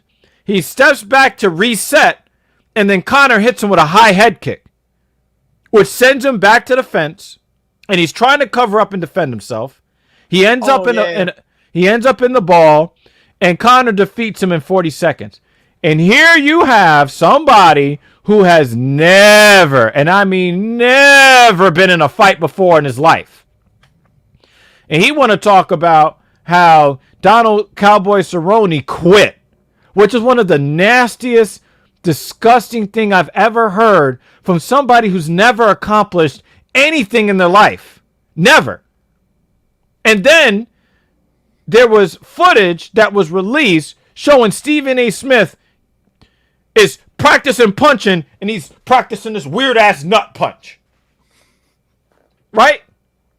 Like, the fuck you doing? And then he put the shit on Narcigram as if we're all supposed to be impressed. Nigga, you can't fight. But you have the nerve to run your mouth about Donald Cerrone, and in doing so, he was in direct contradiction of what Joe Rogan was saying. Joe Rogan, he's not just a comedian, folks. Rogan, he follows the sports. Joe Rogan was the first commentator, the first color commentator in UFC history. Joe Rogan has Taekwondo championship experience. He has combat experience, national championship experience. And Stephen A. Smith always seems to think that he knows everything about everything. Check this out. Somebody that our guy knows, our guy. Yeah, okay. I had some interactions with him. Yes. Okay. I want you guys, and we're talking about hockey here, folks. We're talking hockey. Okay? This is somebody that actually our boy Captain Paul knows, who does this video. Okay? Now, check this out. No, he didn't. What did he say? We all know. We all know. You don't know shit about hockey. Oh, man, this man sounds so confident. He can say anything, and he sounds like he knows what he's talking about. We all know I'm not a hockey expert. Okay? The only thing I know about hockey is fucking black. But even I have heard that Connor McDavid and Leon Draisaitl, I've heard of both of those guys. He got his name right. Connor McDavid, the phenom, the future of the sport, the NHL's leading scorer. Draisaitl, second in scoring to McDavid this year. The NHL's leading scorer last year. Swept in the first round as the higher seed after not even getting out of the qualifying. Get off the weed! How you gonna do hockey like that? How you gonna do that? How many takes do you think this took? We all know. 41 seconds. You know he didn't bang this home the first time around. Leon Draisaitl? What's his fucking name? Draisaitl? The only thing I know about hockey is the puck is black. You don't even know the ice is white? Come on now, Stephen A. Smith. Yeah. And he's got the whole basketball lingo, right? Like in basketball, if you got the league's top scorer and you had the league's second top scorer on the same team, that team's got to go to the finals. In hockey, it's not quite the same way, Stephen A. No. You're lucky. Oh, what is You're it? not basketball players. See, yeah. I'll tell you that. Oh, yeah. I'd be on you much harder than I am right now. Oh, if they were basketball Conor players, McDavid, McDavid you've would only be... won one damn playoff series in your 6-year career. Yeah, but it's hockey, You though. gotta do more than that with your abilities, man. Come on, man. What's he supposed to do? Imagine if the Brooklyn Nets were getting swept out of the first round. Brooklyn Nets is basketball. You can't compare Leon Draisaitl and McDavid to Durant, Kyrie Irving, and James Harden. That's ridiculous, Stephen A. Smith. You can't do that. There's no goalie in the NBA. Those guys can just shoot at the open bucket. Kevin Durant's 7 foot with an 8-foot wingspan. He might as well be a goddamn alien. I've heard you saying he's shooting over a chair. Give me a fucking break. Let them hear the end of it. But you two, Conor McDavid and Leon Draisaitl, I don't know you that well. I really don't. So I'm gonna be nice. I really did this segment actually just to make Gary Bettman proud.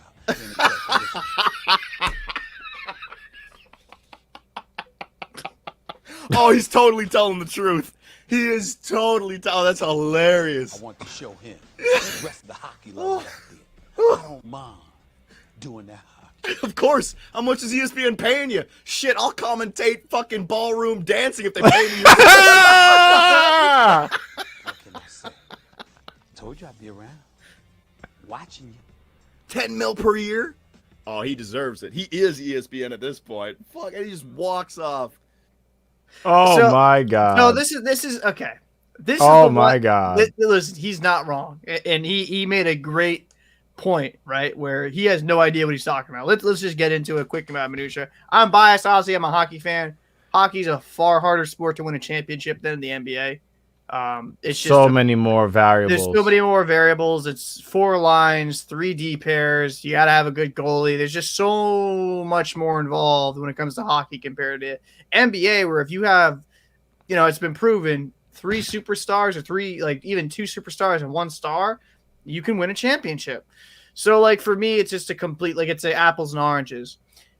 The only thing that I'd say even bothers me with this is you can't throw passes from one basket to the other.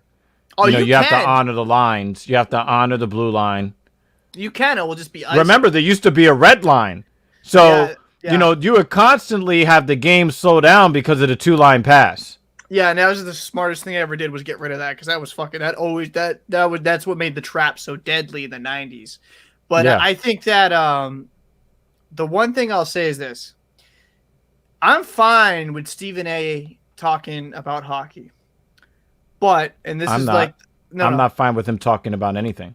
But when it comes to fighting, hockey, or some sports that aren't in his wheelhouse, please become educated or, get some fact checkers that know what they're talking about. Like, yes, McDavid and Draisaitl led the league in points back-to-back seasons, but if you actually knew the sport of hockey, you'd understand. Besides McDavid and Draisaitl, there's no secondary scoring on that fucking team.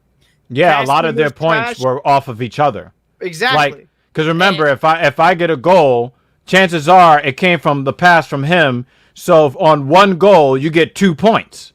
One assist and for 1 assist on the pass and 1 for the goal scorer.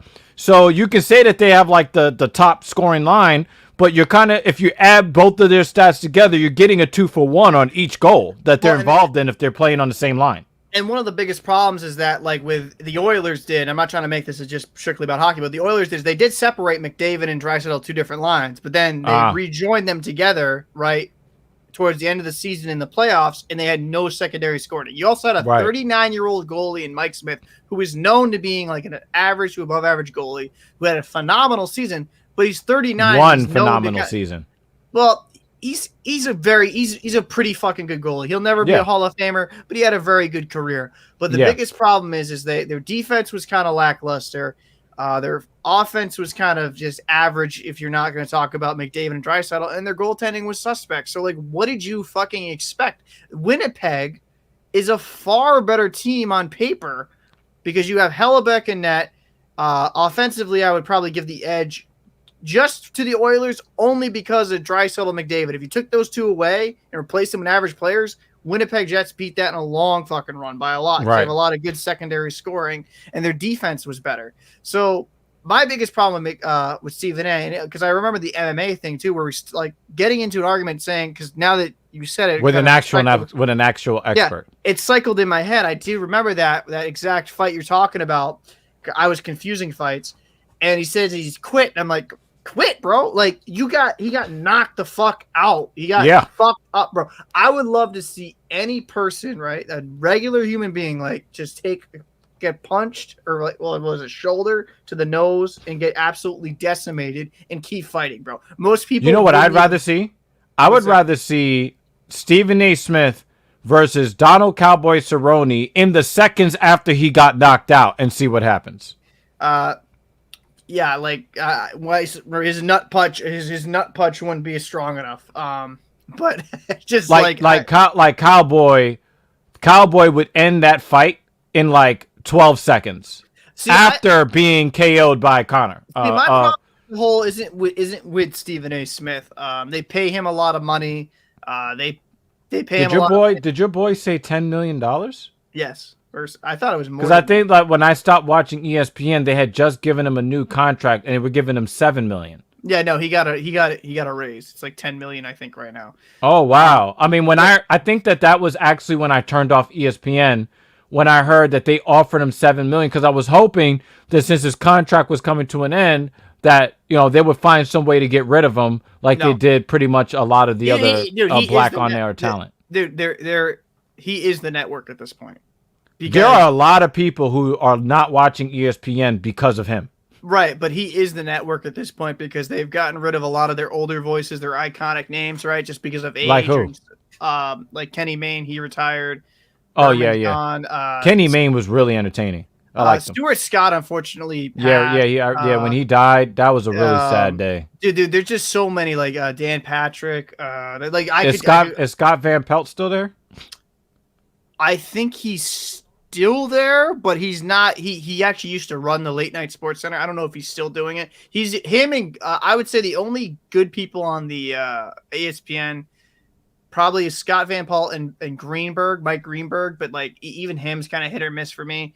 I don't watch ESPN that heavy, so I only see like the occasional clips on YouTube. Well, Mike Greenberg does the early morning stuff, right? Yes, he does. He does a different show. It's not the First Take, but I think with as a whole, remember they used to do Mike and Mike, and then they broke that up. Yeah, they broke because Greenberg wanted to go to New York and do New York, and he did it without Golick. That was a controversy within itself. But a lot of the iconic names are gone. And Dan Le Batard left and started his own thing. Yep, he's gone. But let's be honest, man. Like when it comes down to it, he is the network. I guess my biggest complaint is it's not necessarily against Stephen A. It's how the network puts him in positions to fail there. Because, like, you don't know what you're talking about hockey. Like, if you're going to talk hockey... He doesn't know what he's talking about with anything. Yeah, but he can kind of fucking... With basketball, he can kind of... Whatever. He can fake it a little bit more. Yeah, right. He can fake it. He doesn't look like a complete jackass. Like the way that he tries to shit on Kwame Brown and call him a scrub. Yep. Stephen A., when it comes to talking about any sport and includes basketball... You are what you say about Kwame Brown's actual game. And that's another thing that annoys me. You're going to talk about he's a buzz, he's a scrub, he's horrible, he can't play. He's in the motherfucking NBA. Where were you? Did you make it into the NBA? No. Where's your career, Stephen A.? But my thing is with Stephen A. Smith is that, and it's actually, this is a problem with ESPN. This is the, like, if we're going to have this discussion, let's just have it. Right, with ESPN. Yeah, let's do it. Let's just fucking have it.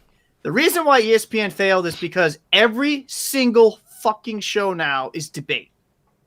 That's all it is. It's all debate. It's all personality. You only need one or two debate shows. You only need one or two. And can we just say it how it is, bro? Like us here on YouTube or Twitch and stuff like that. You don't need SportsCenter anymore, man. You don't. You don't. Like, where do you have the Talking Shit podcast? You got the Talking Shit podcast. You have a ton of guys. Like, you have Urinating Tree. You have Pro Football Focus. You have 5 Points. Like there's a ton of sports channels. Like I say, Microphone.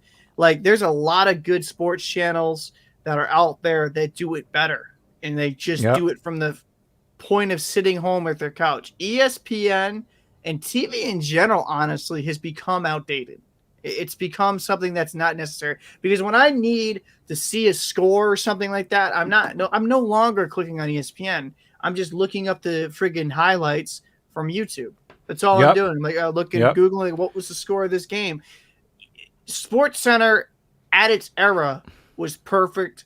It was perfect for its era. It was just perfect. It was a perfect time. Can I add to what you just said? Yeah, go ahead. I'm going to go out on a limb and say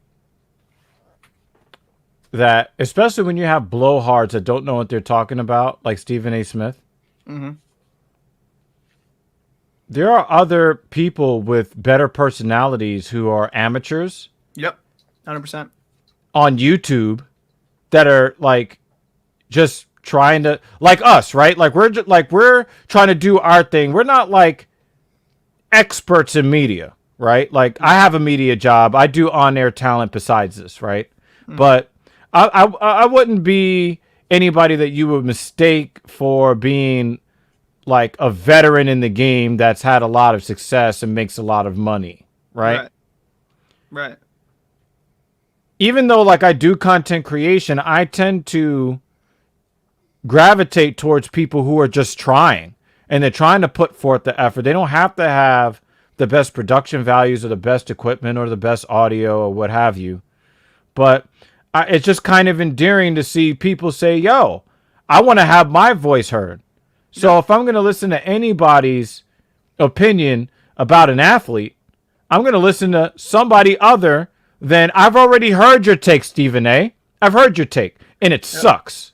Well, like, and this is, well, I'll just a quick shout out to this channel because I follow heavily. It's like, there's a channel called The Hockey Guy, and all he does is like in his, he'll have in his room, he'll have like a bunch of whiteboards going about stats, details about hockey in general.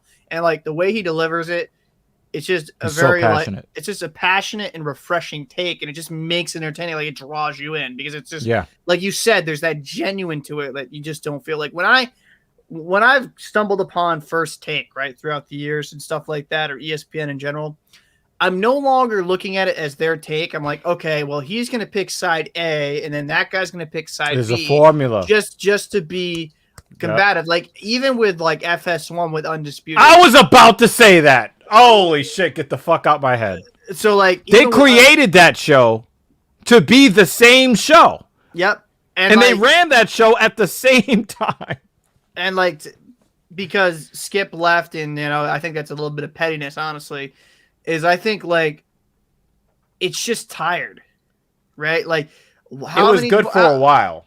It was good for a while, but how many times do I need to hear from Shannon Sharp, LeBron James is the GOAT, he's the great thing? Then how many times do I got to hear from Skip Bayless? Oh, he's fucking trash. LeBron is a bum. Blah blah blah. Like, yeah. Let's just be out on. Let's just say it how it is, right? My quick take on the whole GOAT thing. Michael Jordan to me is the guy just because 6-0. But let's be very fair. Different eras are very hard to fucking compare, man. Just extremely hard because basketball was different. Sport was just different. Conditioning was different.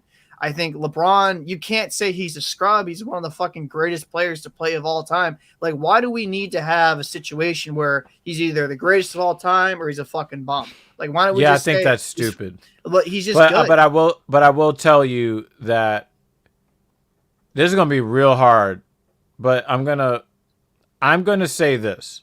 Michael Jordan was the greatest basketball competitor of all time, but LeBron James had the better career. LeBron James has the best career in the history of the NBA, because if you look at his arc from rookie year all the way through, his prime lasted longer than everybody's. I mean, he stayed at this super high level so break it down, right? Mm-hmm. And this is something that a lot of people, because we're gonna get into this art. In fact, you know what we're gonna do? We're probably gonna have this as like a standalone video or some shit to talk about this whole NBA GOAT conversation. Mm-hmm. Michael Jordan gets all of the benefits of 6-0, right? But what people are not talking about is the other 9 years that he played in the NBA where he didn't even make it to the NBA Finals at all. And in some of those cases was bounced in the first round. There were times where they didn't even make the playoffs. If you look at LeBron making it to the finals 9 years in a row. I think 10 years in a row. Like every year, a LeBron team, didn't matter if it was Miami or Cleveland or Los Angeles, a LeBron team is going to be in the finals. And it took a strained groin to take him out, to put him out of the playoffs.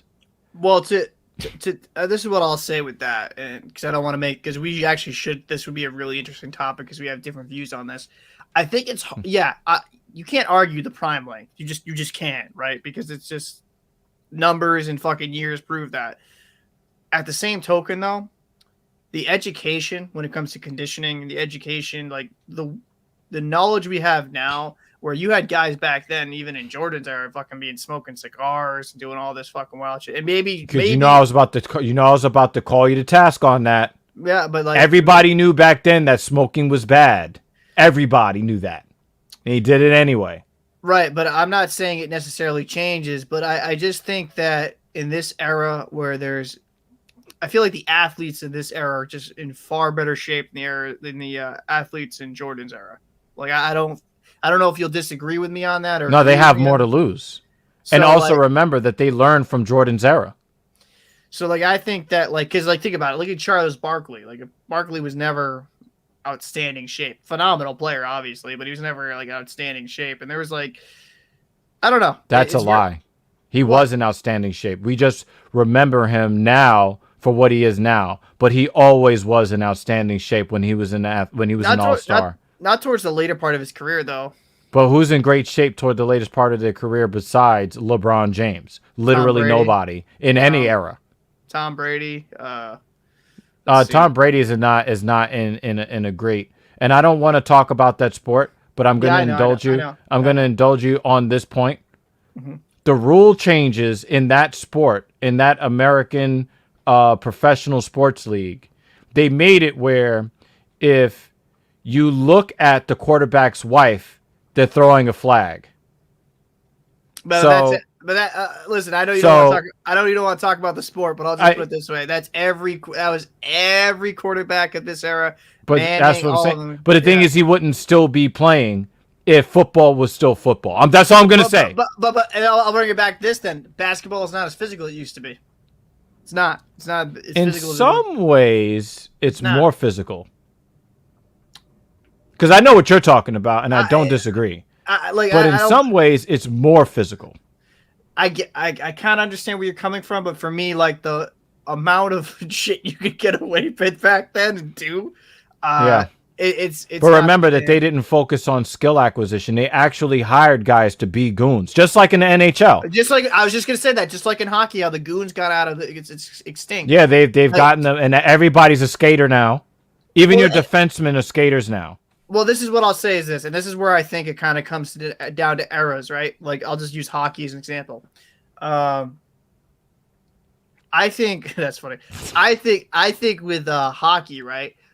If you had 90s generation All-Stars play against this current generation of All-Stars with the future rules, right, or current day era rules, today's stars would wash the 90s.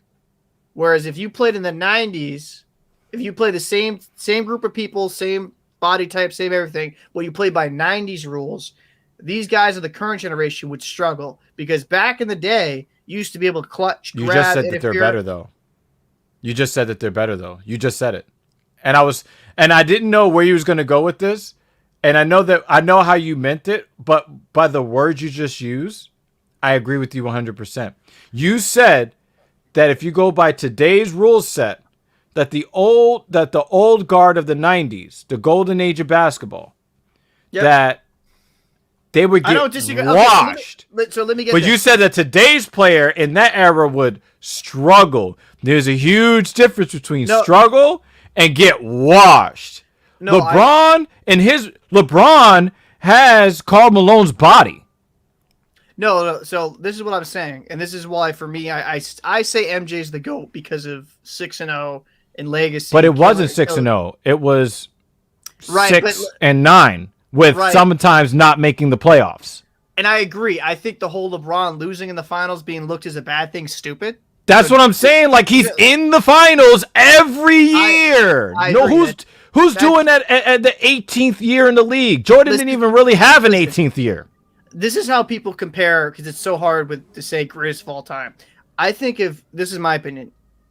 If LeBron gets 6 rings, it's no question he's the fucking, like, you can't touch that legacy at all. Like, even right now, think about the series that LeBron lost. He was dragging raging dumpster fires.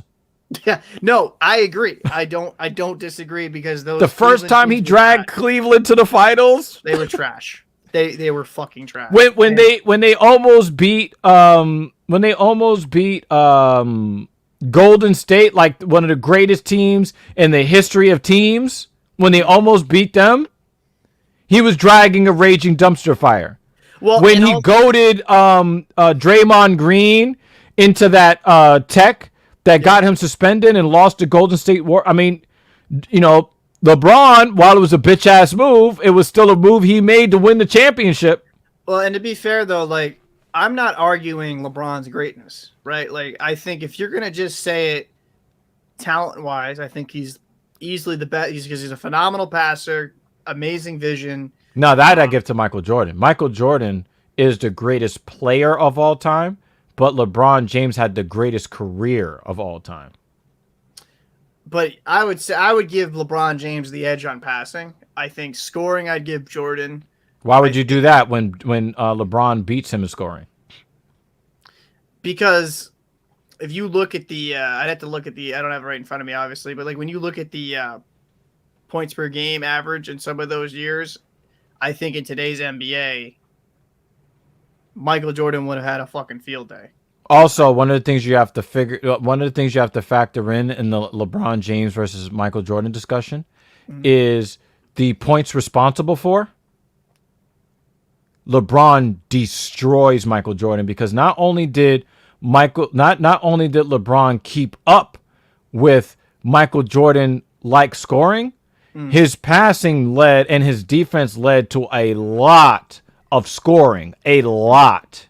So when you're talking about points responsible for, and you add up all of the passing, because like you said, LeBron is the better passer. Well, LeBron could have been the scorer of Michael.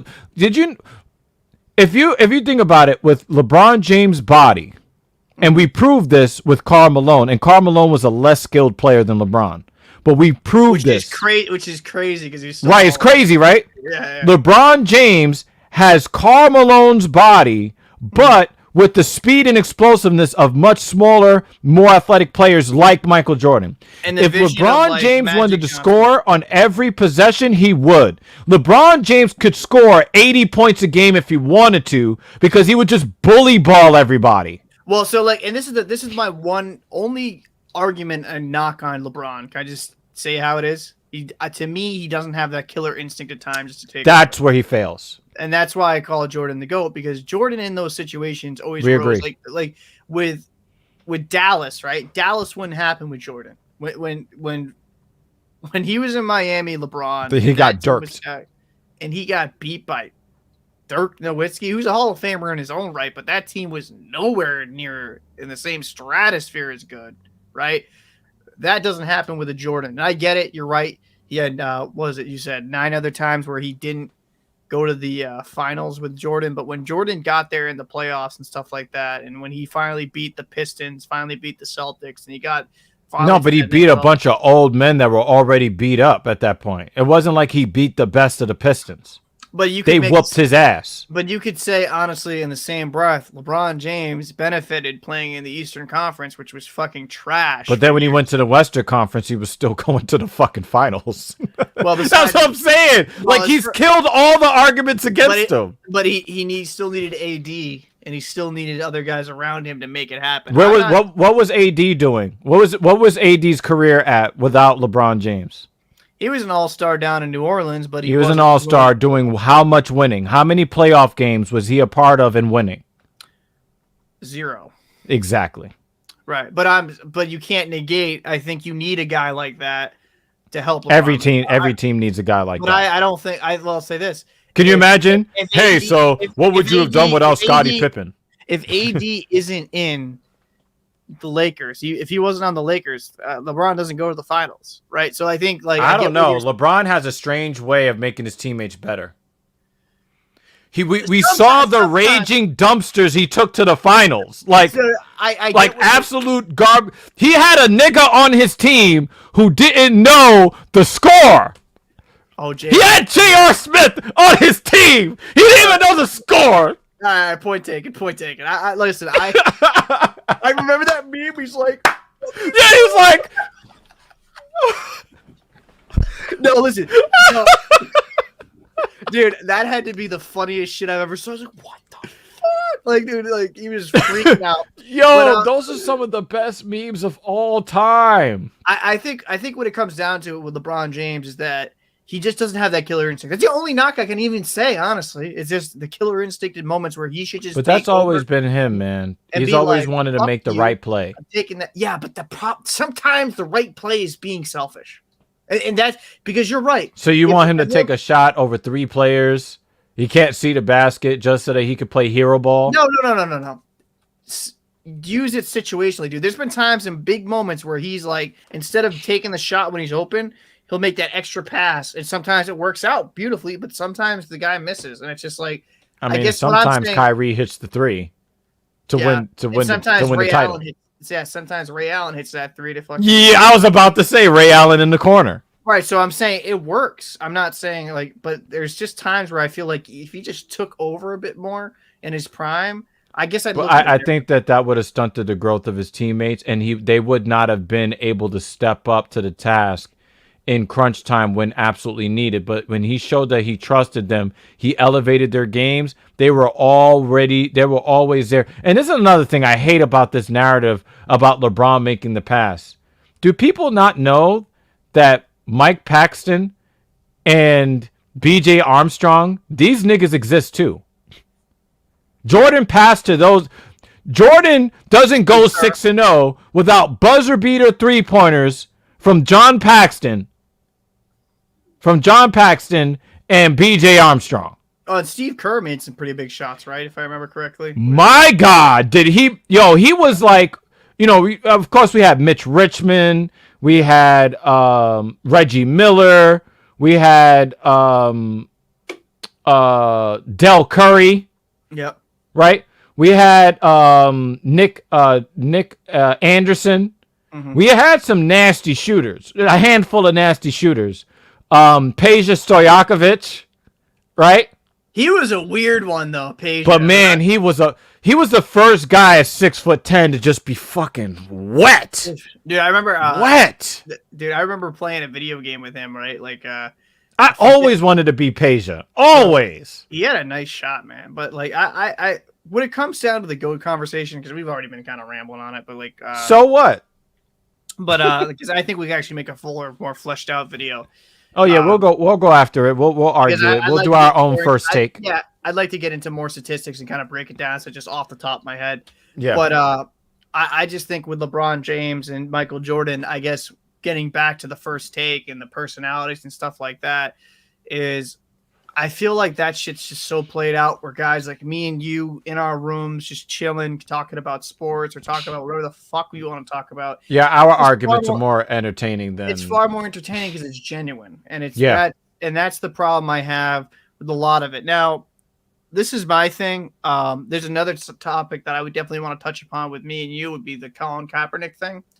Yeah. I know you don't want to talk about the football. No, but I'm always down to talk about that, and I don't like the role that Stephen A. Smith played in trying to delegitimize what Colin was trying to accomplish by calling his character into question, and the man has never faltered. So you can give me, because I know, this is definitely and intentionally a bash Stephen A. Smith segment. So we're going to continue on with it. I want to know what your breakdown of what you saw in 2016, 2017 when Colin Kaepernick first took a seat on the bench, and then after Nate Boyer asked for him to respect the military, he then gave the deferential knee. What was your interpretation of that? So if we're gonna talk about the Colin Kaepernick situation, I think there's a lot of stuff to talk about and a lot of honest conversation. I don't think we could fit into just one podcast. We could break down a lot of what happened into several different episodes. I think it's fucking simple as fuck, but continue. But I'm saying with everything kind of pertaining into it. Now with Colin Kaepernick, if we're going to talk about just, the kneeling or the sitting, I didn't understand the freak out culture of it, right? Because I didn't fucking care, right? I just think that. What do you normally do during the national anthem before games are played? If I'm there, I stand up and put my hand over my heart. But let's be honest, though. People that are looking through the TV, what are you doing? Sitting on your ass eating chips. So, like, I think it was played out, right? Because I think people got upset. And they didn't even know he was sitting until he finally got to attendance and somehow got to attention. It's like, oh, he's sitting for the anthem and stuff like that. And he's like, oh, well, let me kneel because, like, prayer. Like, you kneel, you take a knee. I mean, Tim Tebow was kneeling all over the motherfucker. Couldn't throw a football, though. But, hey, he got to the motherfucking playoffs, though. Yeah, he got wrecked, though, in that next He round. beat the Steelers. Yeah, we'll argue that another time, but continue. But I think that he knelt down for something that he believed in. Okay. A lot of people in the United States got upset, or I should say, you know what? Fuck it, yeah. A lot of people in the United States, even worldwide, I guess some people got upset with him kneeling. They thought it was disrespectful for the anthem. My always opinion is that in America, the greatest thing about the United States of America is our freedom of speech and our freedom of expression, our right to protest. I guess I just didn't lose sleep over it from somebody like I did kind of grow up in a little bit more of a military background, right? Okay. I didn't get really that offended. Now, do I necessarily think did I agree with it at the time? Right? Am I just gonna, I'm not trying to. You're not like, speak your truth, nigga. Have I agreed with it at the time? No, because I just thought like, okay, it's like whatever. You're sitting, you're kneeling and stuff like that. I didn't necessarily agree with it at the time, but then when you kind of find out, he goes to Boyer about it and says, "Hey, this is my respectful thing than just sitting and just because you don't agree with it." I had no problem with Colin Kaepernick, even at the time that I didn't necessarily agree with him doing it.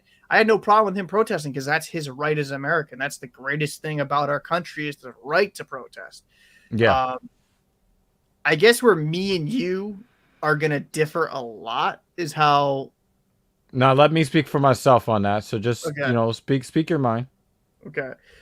The one thing I'll say this with Colin Kaepernick, he was an average quarterback. Like, can I please just say just about his quarterback skills?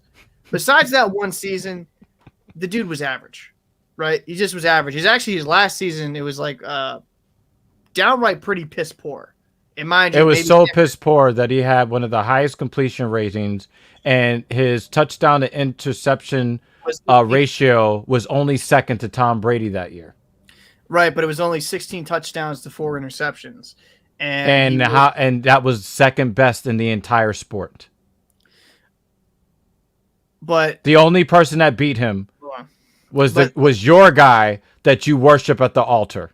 I don't worship him. I just every day on the 5 o'clock I pray towards New England. But what Colin Kaepernick goes down to is like I watched a lot of Colin Kaepernick games in San Francisco. And he made it to the Super Bowl very, very, very, very young. That doesn't happen often. Very, very young. But with Colin Kaepernick, I just thought he wasn't necessarily what he was during that Super Bowl run. You saw a regression in him from that Super Bowl run. He wasn't like as explosive. He didn't look as strong. He wasn't the same quarterback in that Super Bowl run when he took over for Alex Smith.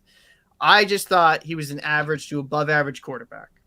And I never thought he was a superstar. Even during that Super Bowl run, we both like, dude, I know you don't want to talk football, but Joe Flacco got fucking hot, and he's just certified garbage. So like, he got certified paid. He got certified paid. You know, hats off to him. Yeah, you know. Okay, let's show the proper respect to the people that get paid. But like, if we're gonna really break it down, like we're calling Kaepernick is like, let's just because I want to get ahead of me. Yeah, like he played 12 games, he went 1-10. Team wasn't that bad. 16 touchdowns, 4 interceptions.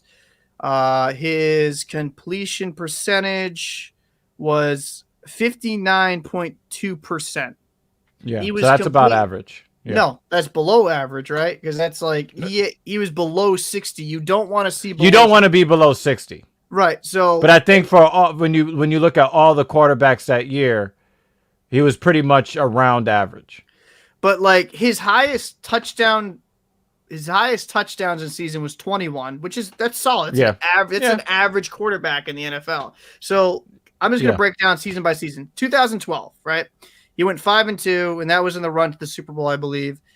10 touchdowns, 3 interceptions. Next season, 21 touchdowns, 8 interceptions, 58 completion percentage.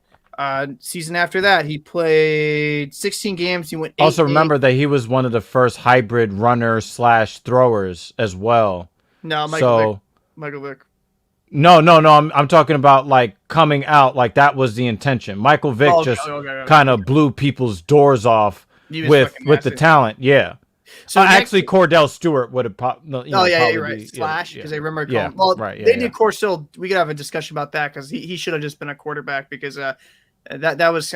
We can have a real discussion. That was actually racism in my opinion.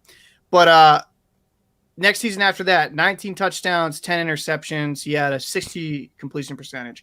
Like this guy. Next season after that, before his last season, he went 2-6. There was an injury-ridden season. He went 6 touchdowns and 5 interceptions. And then his last season, like we said, 16 touchdowns to 4 interceptions. He went 1-10 with a 59.2 completion percentage. Like he was never a superstar quarterback. Like besides that one run, which some quarterbacks just have, he was never like this dynamic, amazing quarterback. Like, yeah, he scrambled for a bit. He did some nice things, but he wasn't explosive as Vic. But he also didn't kill as many dogs. To me, you know what he was? He was a lesser version of Alex Smith became into. Alex Smith, I thought, was more of a traditional stand-in-the-pocket guy. That's not true because Alex Smith had wheels. I don't think people understood that. Like, you know how Aaron Rodgers... That's what I'm trying to say, but that was the perception. That was the perception, but like... But he was also looked at as a draft bust as well, since we're talking about busts today. Because they had so many different head coaches in the first... 5-6 seasons, I think it was. So can I address the stats thing? Because I think that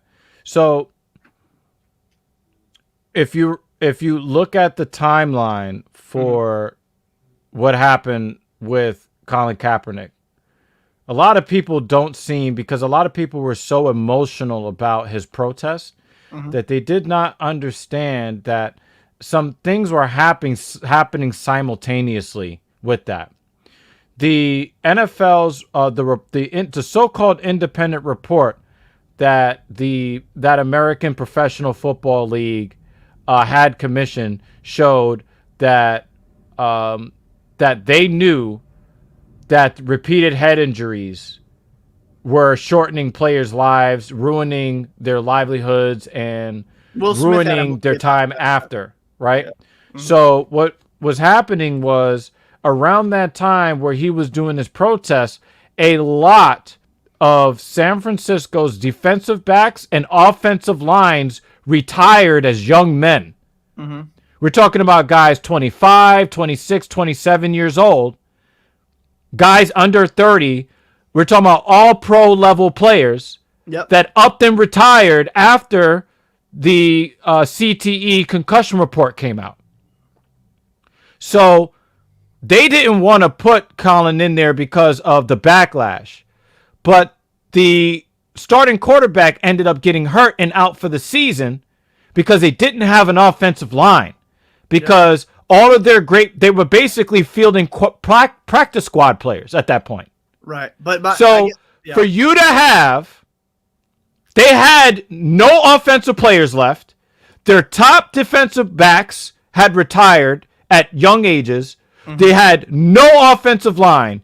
Still, 59% completion percent. And remember, they only put him in the game because he was the backup quarterback, and their starting quarterback was out for the season because they had no offensive line, and he got crushed, and he was out for the season. So they didn't have any choice but to play Colin.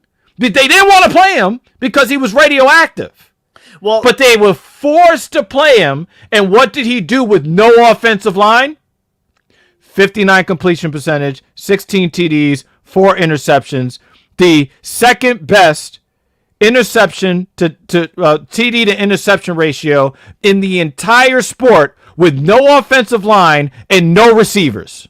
So, and you're right. You're valid. That team wasn't good. I even stated that. That team wasn't good. It had a lot of holes, a lot of retirements because of the concussion. I'm glad. Do you think if they had all their players and they had some people from the throw to with an offensive line to protect them, maybe he completes more than 59% of his passes? I think some of those guys that he brings back, maybe they're a few wins better, maybe, but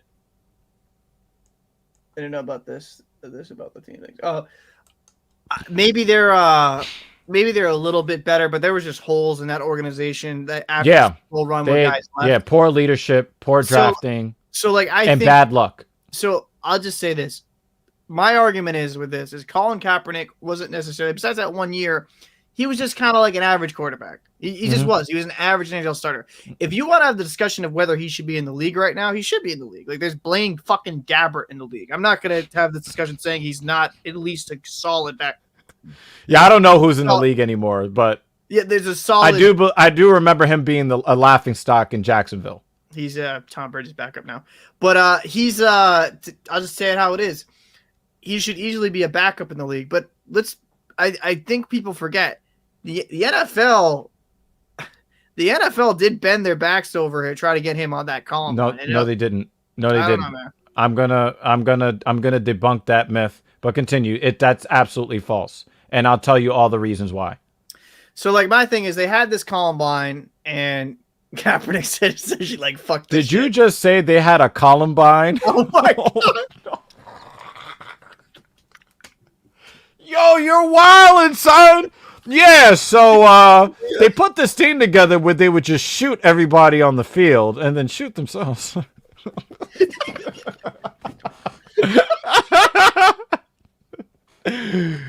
Don't mind us, y'all. We're just talking shit. Oh, fuck.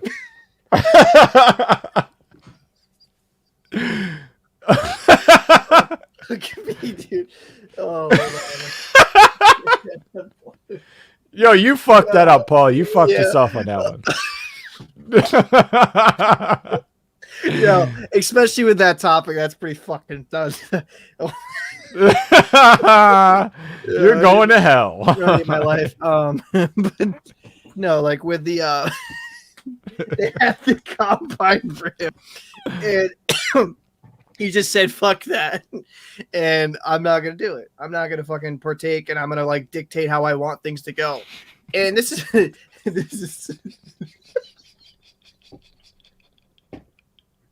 I fucking love that guy. I guess what I'm saying is this: is Colin Kaepernick wanted the NFL to play by his rules, and he didn't want to play by theirs.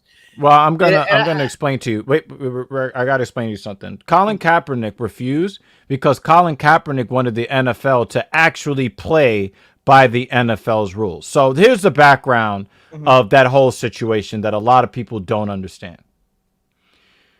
When you look at the rules that they have for players coming into the league, they have a process where they make sure that representatives from all of the NFL teams are there. They have many weeks, even months to prepare, and they know who's going to be there ahead of time.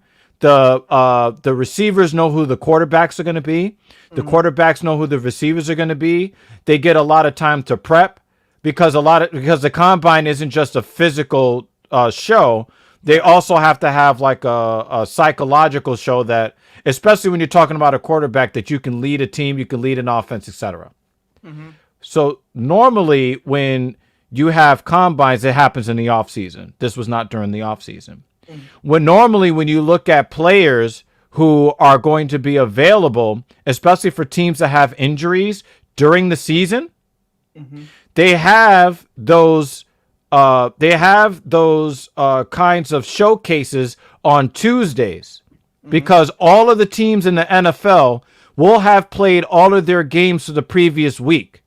So it makes it where the head coaches, and if you're talking about an offensive player, your offensive coaches and your head coaches and your scouts, they're not preparing for a game. They're just coming off of a game, and now they're looking to see who they need that they could possibly put on the active roster.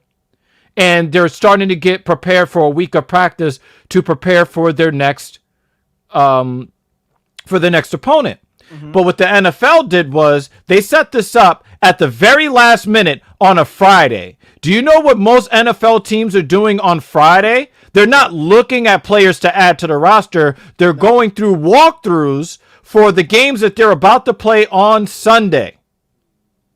Mm-hmm. So they specifically chose a day and time that he could not get all of the eyes on him. So for the so-called combine, or as you say, Columbine. Well, shit, maybe Columbine's better at this point, right? You know, but right. So that's the first part where they fucked up. But my thing is, right, you had John Elway in Denver ready to sign that fucking man. He wanted him bad, but he didn't want to go play in Denver. He just didn't. He didn't want to go play for the Denver Broncos. And I'm not saying that he should. No, but you got to let me finish the explanation so you understand, because I'm going to make it clear for the viewers exactly what happened when they called themselves bending themselves over backwards, right? Mm-hmm. So another thing that they did was they told him when he asked for the sheet, when he asked for the sheet of who his receivers were going to be, they refused to tell him.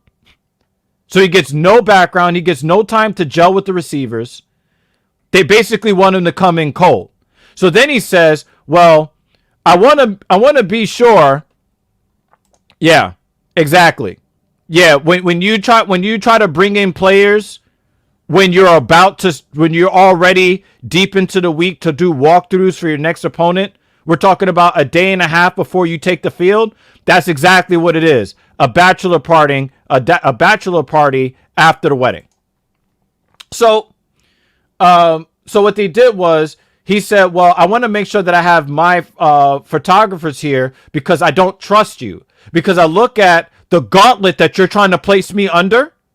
You're trying to tell me to go to places at times and dates that you know a bunch of coaches are not going to be able to be there, but you said that you're going to send the tape. But you've worked so hard to keep me out of the league. I don't know how you're going to edit that tape. So along with your people, I'm requesting that my people also be there to take footage of my performance so that there's not just your narrative to protect my ass. Because anytime he has any kind of errant throw, there's going to be a focus on that, and he anticipated that. He didn't say that NFL shouldn't have their own video people. He's just saying, I would like to have my video people. Mm-hmm. So the last part about it was,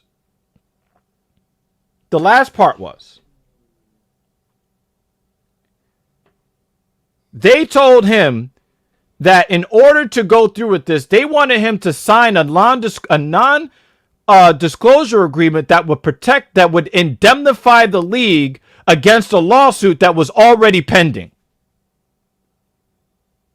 So they tried to blackmail him into, yeah, you see what I did there?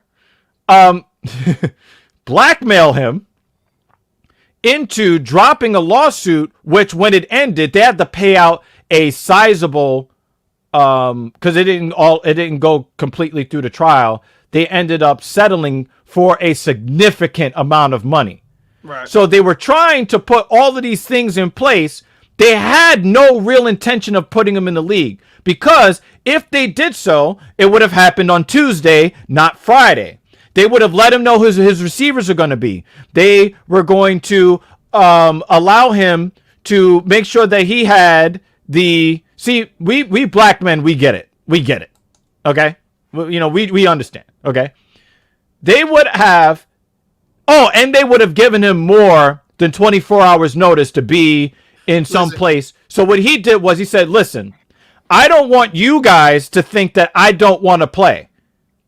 So what I'm going to do is I'm going to book a field and I'm going to still make sure that all the scouts have an opportunity. So I actually know who I'm throwing to. And I know that when we call a play and they go to run a route, that I can actually look good doing this instead of just some rando that I've never even met before. And now I gotta try to create a rhythm with somebody right off the bat on a Friday. Like the way that the NFL, and of course Sean Carter had to make sure that he involved himself in it so that he could shit on black men the way he always has. But we'll talk, that's a different subject for a different day. But so, the way they set that whole thing up, it was never legitimate from the first place, and he sniffed it out, and he didn't allow them to bend him over to say, well, look, we actually tried. He's not good enough to be in the NFL. Herder. See, everybody? See, we tried. Now, black people, can you start watching the NFL again? That's really what they wanted. Well, okay. So the Columbine stuff, maybe it's been so long I didn't remember all that. So, yeah, the 1990s when, you know, when those kids shot up. You just said Columbine again. Fuck me, bro. Fuck it. It was really just an open tryout because if it was a combine, there would have been other players who were looking to get signed. But so notice how he was the only player. But let's all the other players, it happens on Tuesday. So I'm not going to negate. I'll have to look all that up and make like I believe what you're saying. I'm just saying look that up and kind of look it up. My memory. But so let's just say like I'll definitely take your word for that. But there was also other teams that were definitely interested in Colin Kaepernick, but he wasn't willing to sign, like with the Denver Broncos. Some of them wanted him to be like tight end. Some of them didn't even want him to play quarterback. No, there's a few teams I know for a fact that were like, and some of them wanted him to be a backup quarterback. But the problem is that Colin Kaepernick at the time, we don't know what Colin Kaepernick has today, but at the time, Colin Kaepernick was definitely one of the top 15 quarterbacks in the league. So to ask him to be a backup when he's one of the top 15 quarterbacks in the league is kind of sort of a sign of disrespect when you're talking about a professional athlete with an ego. I'd say probably top 20 at that time. I just didn't see him as that guy, honestly. I thought he was top 15. I thought he was top 15. And that's kind of honestly, that's 5 spots. That's not that fucking crazy. For what I'm saying is though, with Colin Kaepernick, if you just look on pure statistical numbers, I get the stance on everything. I understand where he's coming from. He's fighting for equality, which everyone should. There should be no type of racism in the workplace, it's just anywhere. Especially when 80% of the employees are black. But when it comes down to it, I think Colin Kaepernick had some chances. I just think he found a better calling. Personally, that's like, am I wrong? Because I think he learned after a couple of years being out of football and then doing activism and stuff like that, regardless if you agree with him or not, I think he found his true calling. Personally, like I think he's been far more impactful, like out of football than in football. Well, I'll say this because I'll give you my opinion of the whole kneeling thing.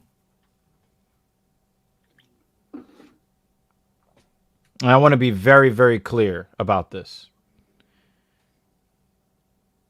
Colin Kaepernick was very, very clear in his message.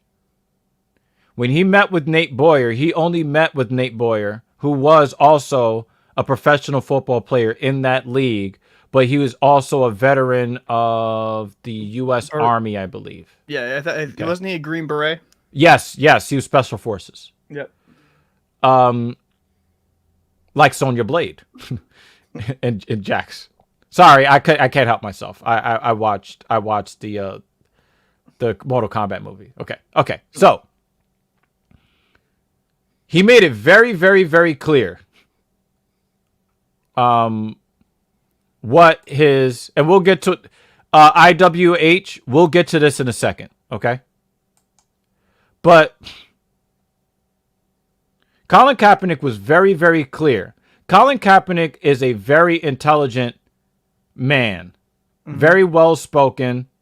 He made it very clear in no uncertain terms that he believed that it was not worth standing up for the national anthem if the country would not live up to the ideals set forth in the song.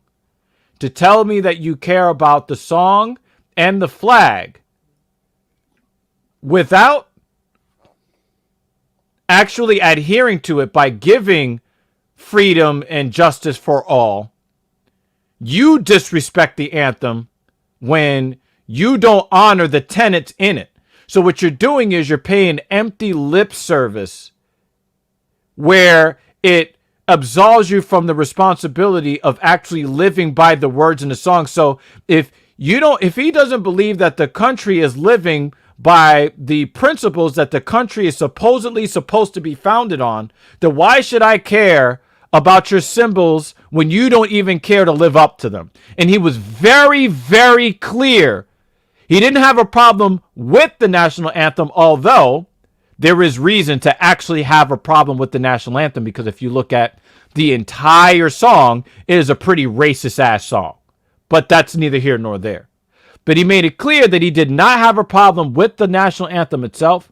He did not have a problem with the American flag itself. He said this is not to protest the military. He made it very, very, very clear what his stance was. The problem that I had, hold on. Mm-hmm. The problem that I had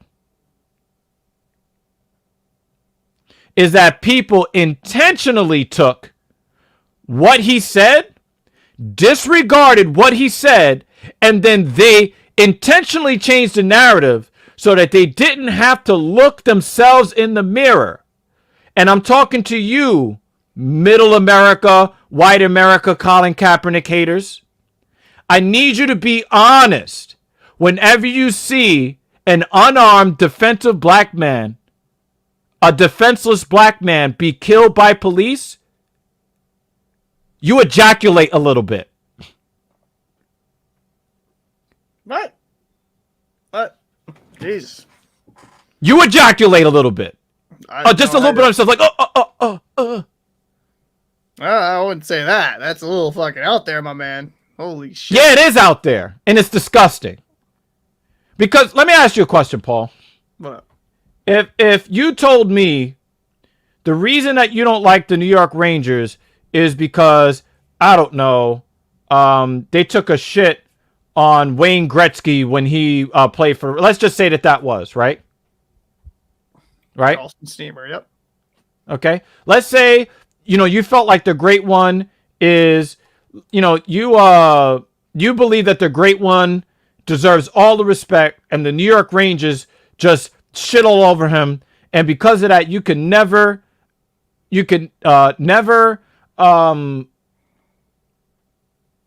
respect or support the New York Rangers, right?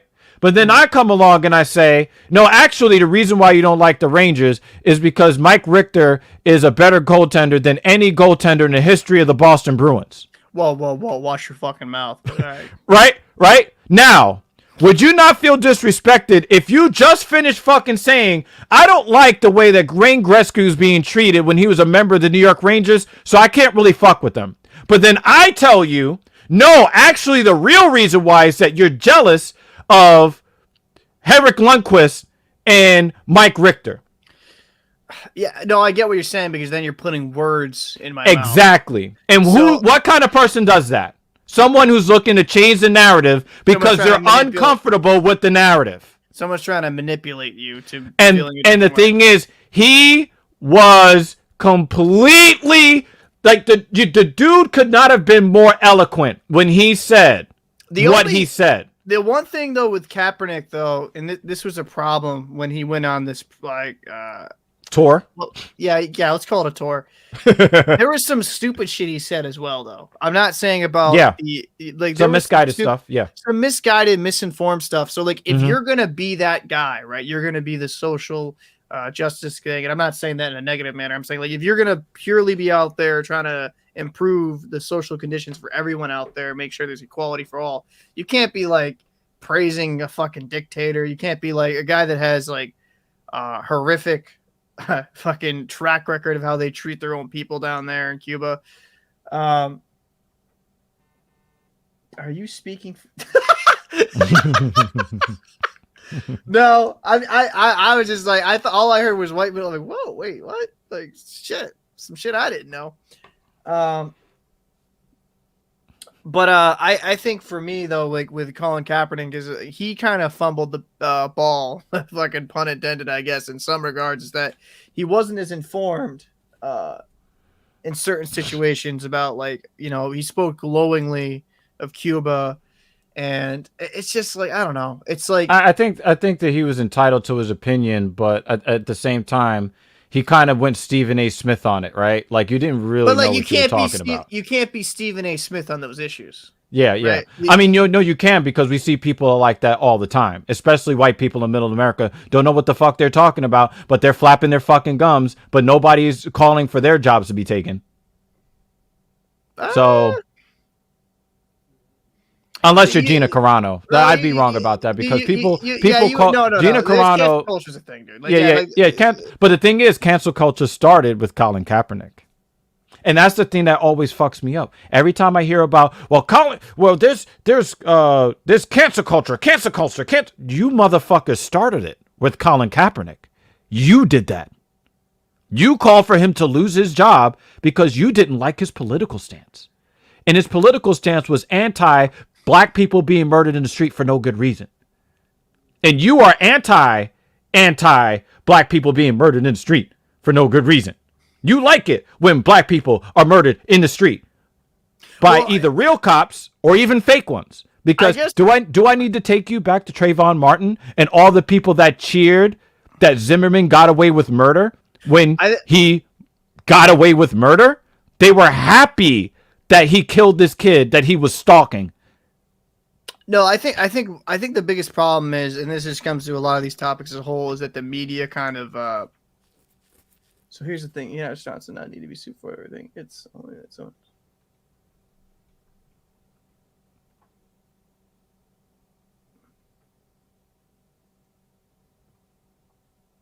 Okay, so I guess you get what he's saying, right? Yeah, that's a valid point. Yeah. I'm not expecting perfection every time, but like you can't be fucking praising a dude that like literally the fucking people escape on fucking rafts from Cuba. Like I don't know. I like, listen. This is what I was saying is this. But the thing is, the United States was like, you know, bombing people with drones. You know, brown people, civilians who didn't know or have anything to do with any terrorist organization. Like the United States was conducting covert drone. Like the United States government is pretty fucked up too, which is why a lot of us don't play the holier than thou, because you're talking about government versus government, not actually the people of the country. Every government, Russia, United States, they're all fucked. Great Britain, we've all fought proxy wars in other countries. Yeah. It's nasty, dirty business. If anything, Al Qaeda was due to us because we gave them arms. And actually, you trained them and you gave them all the weapons. Right? No, you trained them, and then they. And you is not Captain Paul, because you know he's not an actual captain in the military that gave the weapons to the Al Qaeda. You know what I'm saying? No, that was actually our own. Like, listen, I look into a lot of history and I understand that we're not a perfect country. What I'm saying though is that. A lot of people from Cuba, and we've recovered when I was down in the Gulf of Mexico. I've recovered people from rafts, and unfortunately, due to IMO, you have to kind of return them to their Coast Guard. Unless they make foot on dry land. Exactly. So you never try. You let the raft go by, if that makes sense. Like you want to take them in, right. Yeah. But if you take them in, then it's an international incident, and you can't. You know what I'm saying? It's fucked up. Elian Gonzalez. Yeah. Leon. But Jesus Christ. But I think I'm mad that you know what I'm talking about. Yeah, dude. I think the racial draft from Dave Chappelle. Yeah, racial draft from Dave Chappelle. Remember that?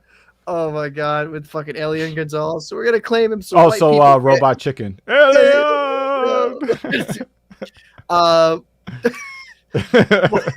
But no, what I'm saying is when it comes down to the media is that they kind of spin it how you want to take it. And I think as a whole, the general population, like if you watch CNN or you watch Fox News, you won't dive into the different topics and you won't kind of go into it yourself and kind of learn. Like, listen, man, there's a lot of stuff I'm going to learn from you, and then hopefully there's going to be some stuff you learn from me.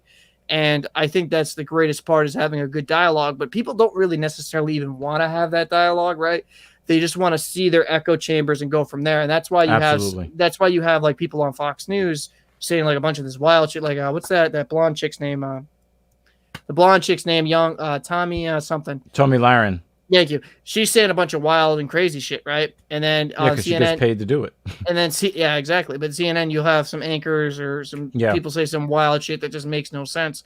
Instead of like looking into it, fact checking, and kind of exploring it, they're just gonna be like, I want this to look this way. Like fucking America's perfect. I'm not putting that comment up. What? You better not. But America's perfect. That's the only thing that matters. Like, we're the greatest country of all time, and we've never done any wrong. That's not true. Right. But you also can't say America's like the worst country in the world when we do have a lot of opportunity. America's not perfect.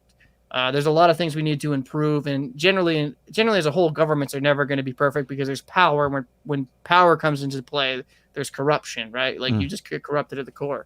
Mm-hmm. But like for me, as a human being, it is disheartening to see like you corrected me right on the tryout. I'm not going to say what I'm going to fucking been saying all the fucking time. You corrected me on the tryout, so I was misinformed. I didn't realize that it was so. Maybe I did a couple of years ago, but if I'm wrong, I'm wrong. So I was wrong, right? Yeah. And there's no. But wrong. the thing is, you bought the narrative that they wanted out there. There's a reason why they did what they did, and they were successful. And I don't blame people for that. But I read the fucking fine print because I didn't trust that NFL. Well, imagine me who has never dealt with that league before, and then I hear that there's an open tryout on a Friday. My fucking Brain. bullshit sensors went way off as soon as I heard that. Mm-hmm. Like, and I've never had any dealings with professional football. So imagine somebody who had been on the inside and he knows how these things go and nothing is going how it's supposed to go. And listen, like, I think maybe I knew better at the time and I just forgot over it because it's been so long. But I think, like, just honestly, I've been into a narrative. And, but the thing is, the one thing I want to just that people realize is nothing wrong with like being wrong, right? But absolutely. As long as you take in new information and you learn and you're just not stubborn and like die on that hill. Like we'd be having an ignorant conversation if I just died on a hill and saying, no, it was fucking perfect. But that's what makes us so great. Not a lot of people know how great we are because people are not sharing and subscribing and hitting the notification bell. You know what I mean? For talking shit. But we are. But this is what makes our platform so great is that we can have this, because the thing is, like, if you would have told me, fuck niggers and I like to wear, sheets on my head, then I'd be like, well, you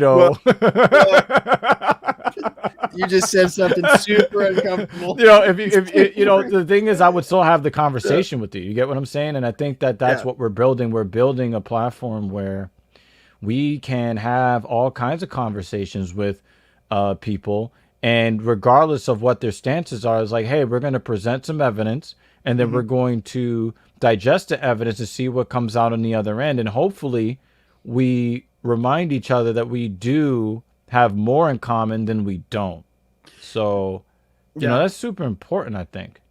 It is. I think at the end of the day, people got to realize on the other side of that screen, the other side of that telephone, the other side of that alleyway, I guess, there's another human being. There's another person who has emotions, feelings, dreams. And I think when you get stuck into an echo chamber, it's funny because it's like if you look back at World War II history and how like the Japanese and how even us, the United States of America, like we looked at our foes, we demonized them. Like look at Looney Tunes, right? Like yes, that is very, very good. So like example. we demonized like the Germans and we demonized the Japanese and we like made fun of them, cracking jokes. Like they made like snafus, what they called this like army military cartoons to just demonize the other side, and that's what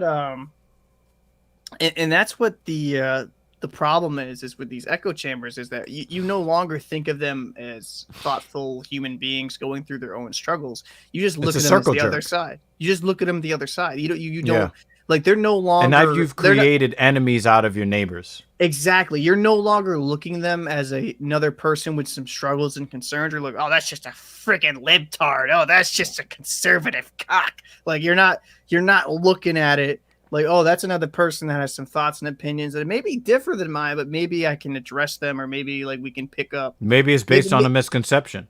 Exactly, and that's there's one that's the beauty misconception of I it. want to address with you, though. There's one What's up? misconception I want to address with you, because you said something that I hear a lot from people that are on the side of the racial majority in terms of their lived experience. Okay, your lived experience is mirroring that of the racial majority. When you said that, the United States isn't perfect, but it's the land of opportunity. One thing you have to understand is that while it is billed as the land of opportunity, we do have a lot of structures within our society that kind of favor some people over others for opportunities. And it's been shown time and time again. I've had people who were waiting for us to launch this podcast. They were itching for my opinion of racism in America. And I believe that the single greatest threat to eradicating racism in this country is the spirit of the policy of redlining that still exists today. It is technically now illegal in the United States to engage in redlining practices, but the spirit of redlining lives on. There are, and the thing is, I'll try to pull up some articles to that effect, because when you see this kind of shit, hold on. So when you look at some of the things that that people have been talking about, and it's been, as a matter of fact, here's like the newest. There's the newest instance, because the first time I've heard of this happening, it happened in Florida, but apparently this happened in Indianapolis. So I'm going to share this article here, so you could, so you have an idea of what's being spoken about here. Okay,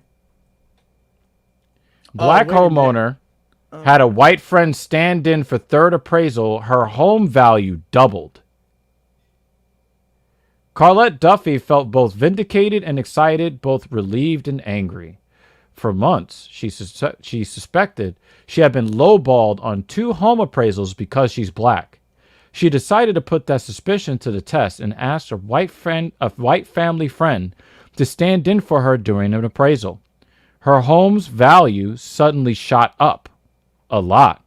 During the early months of the coronavirus pandemic last year, the first 2 appraisers who visited her home in the historic Flanner Homes neighborhood, just west of downtown, valued it at $125,000 and $110,000 respectively. But that third appraisal went very differently. To get that one, Duffy, who is African American, communicated with the appraiser strictly via email, stripped her home of all signs of her racial and cultural identity, and had the white husband of a friend stand in for her during the appraiser's visit. The home's new value, $259,000. So, because I thought we read this story before, maybe it was off air. Because I remember this vividly. No, actually. we looked at what happened in Florida, because this keeps happening. Okay. So. Yeah, Quasi said that he's seen it possibly on BPMH. We were talking about what happened in Florida. Okay. So this is my take, and this is going to be probably not really controversial. This is my opinion. You know how you say we got to get, like, there's certain ways we can get rid of racism in America? There's no way you could get rid of racism. There's just I think that's the second part of the conversation, but I just want to stay on topic here and just talk about this.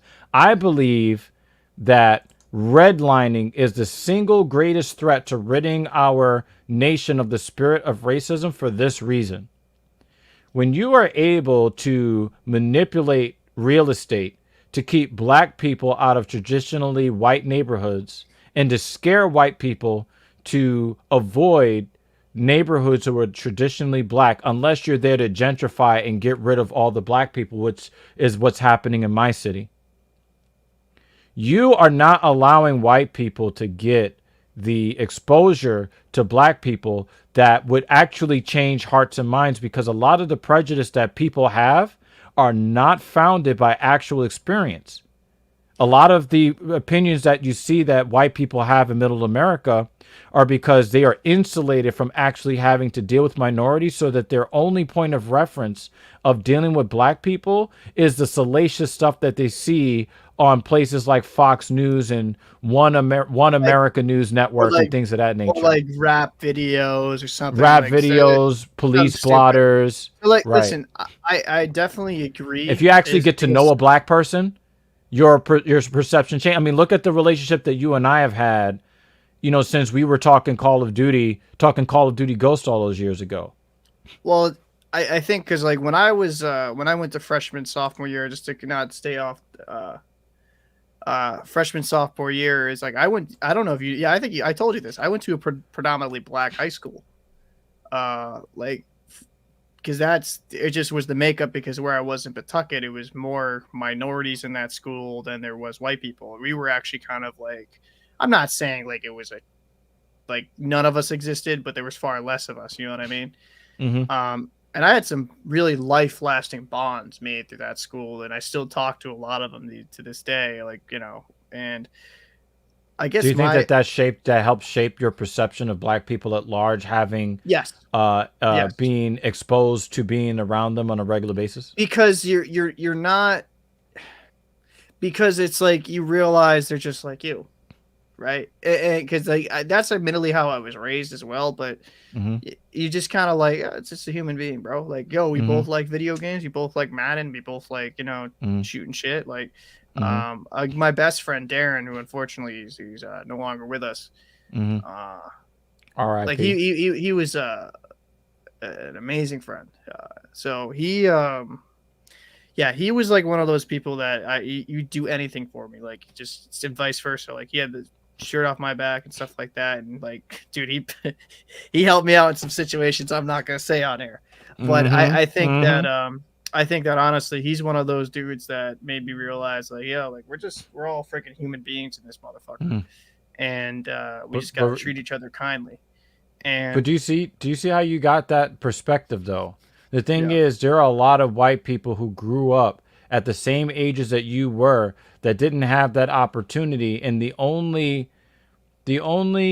reference that they have is what they hear from their parents, and then what their parents hear from Fox News. Can I speak on this? Because I'm just gonna be honest with you. So like, as you know, I play hockey my whole life growing up, right? So that's a predominantly white sport. You don't say. So the only thing black is a puck, and they be smacking that around. So like, Jesus Christ, but like, and I'm just gonna keep it real, man. Like, I get into fist fights with some people on my team because they'd be saying some shit about Darren that went to a hockey game with me, because they'd be saying some really fucked up shit. So like, I understand it, and I think a lot of it comes from ignorance, and especially when you're at a younger age. Almost all of it, I think. I'd hope. I think when you're at a younger age, in that, like, we all had Xbox Live parties. The first thing you heard in a friggin' Xbox Live thing was the N-word dropped.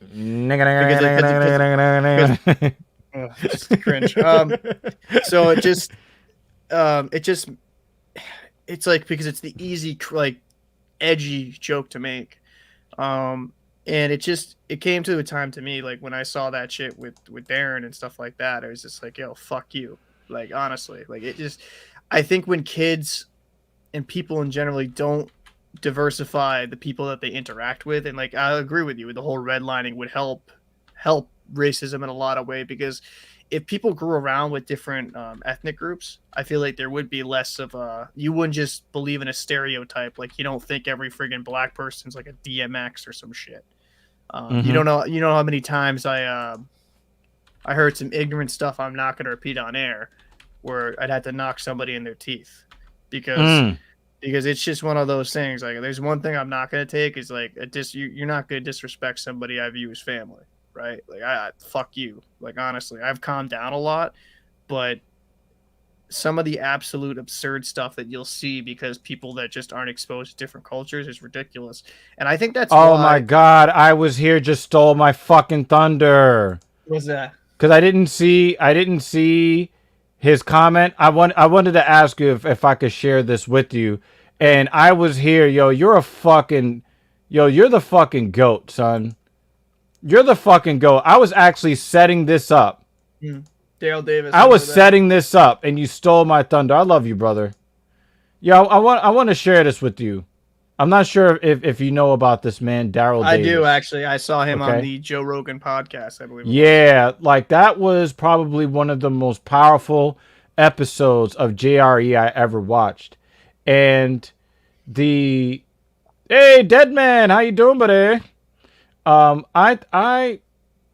This is a guy that I look up to because before I ever knew who Daryl Davis was, I was always trying to talk to people who had racist ideologies because I didn't believe that I refused to believe that people woke up in the morning and said, you know what, I want to be a racist asshole. I believe that there are a series of events that people go through in life and then they learn bad lessons. And then, so I've always been ultra patient and trying to help people see who have these misguided beliefs about black people. And you could tell that they don't hang around black people at all because the only thing that they spew out is the same old drivel that they heard on the news, things that they never actually experienced or witnessed themselves. But Daryl Davis, the black musician who converts Ku Klux Klan members, the story that I really, really, really loved is that, and here it is. They talk about it here. This is one of and this happened in my birth year, 1983. I just thought that this was just fucking awesome. Okay, people. There was in Frederick, Maryland, the Silver Dollar Lounge, 1983. He's doing this country gig. And he was approached by a patron who was about 15 years older than him. Not an unusual occurrence for a murky musician. However, while praising Davis on his performance, the patron candidly noted that he had never seen a black man who could play like Jerry Lee Lewis, who is a legendary country blues, musician. More curious than offended, because we live in a world where everybody is looking for opportunities to be offended. But that's not what it was in 1983.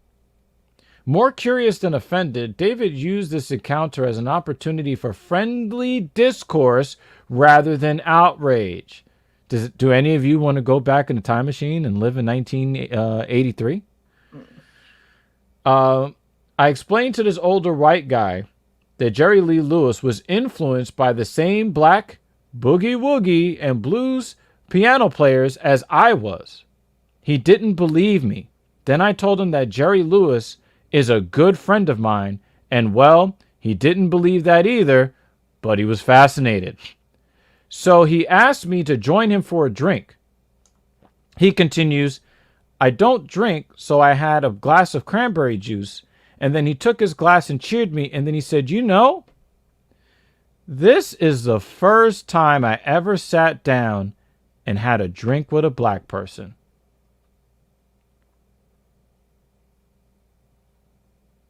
And he asked him why, and then, he admitted that he was part of the KKK. Right?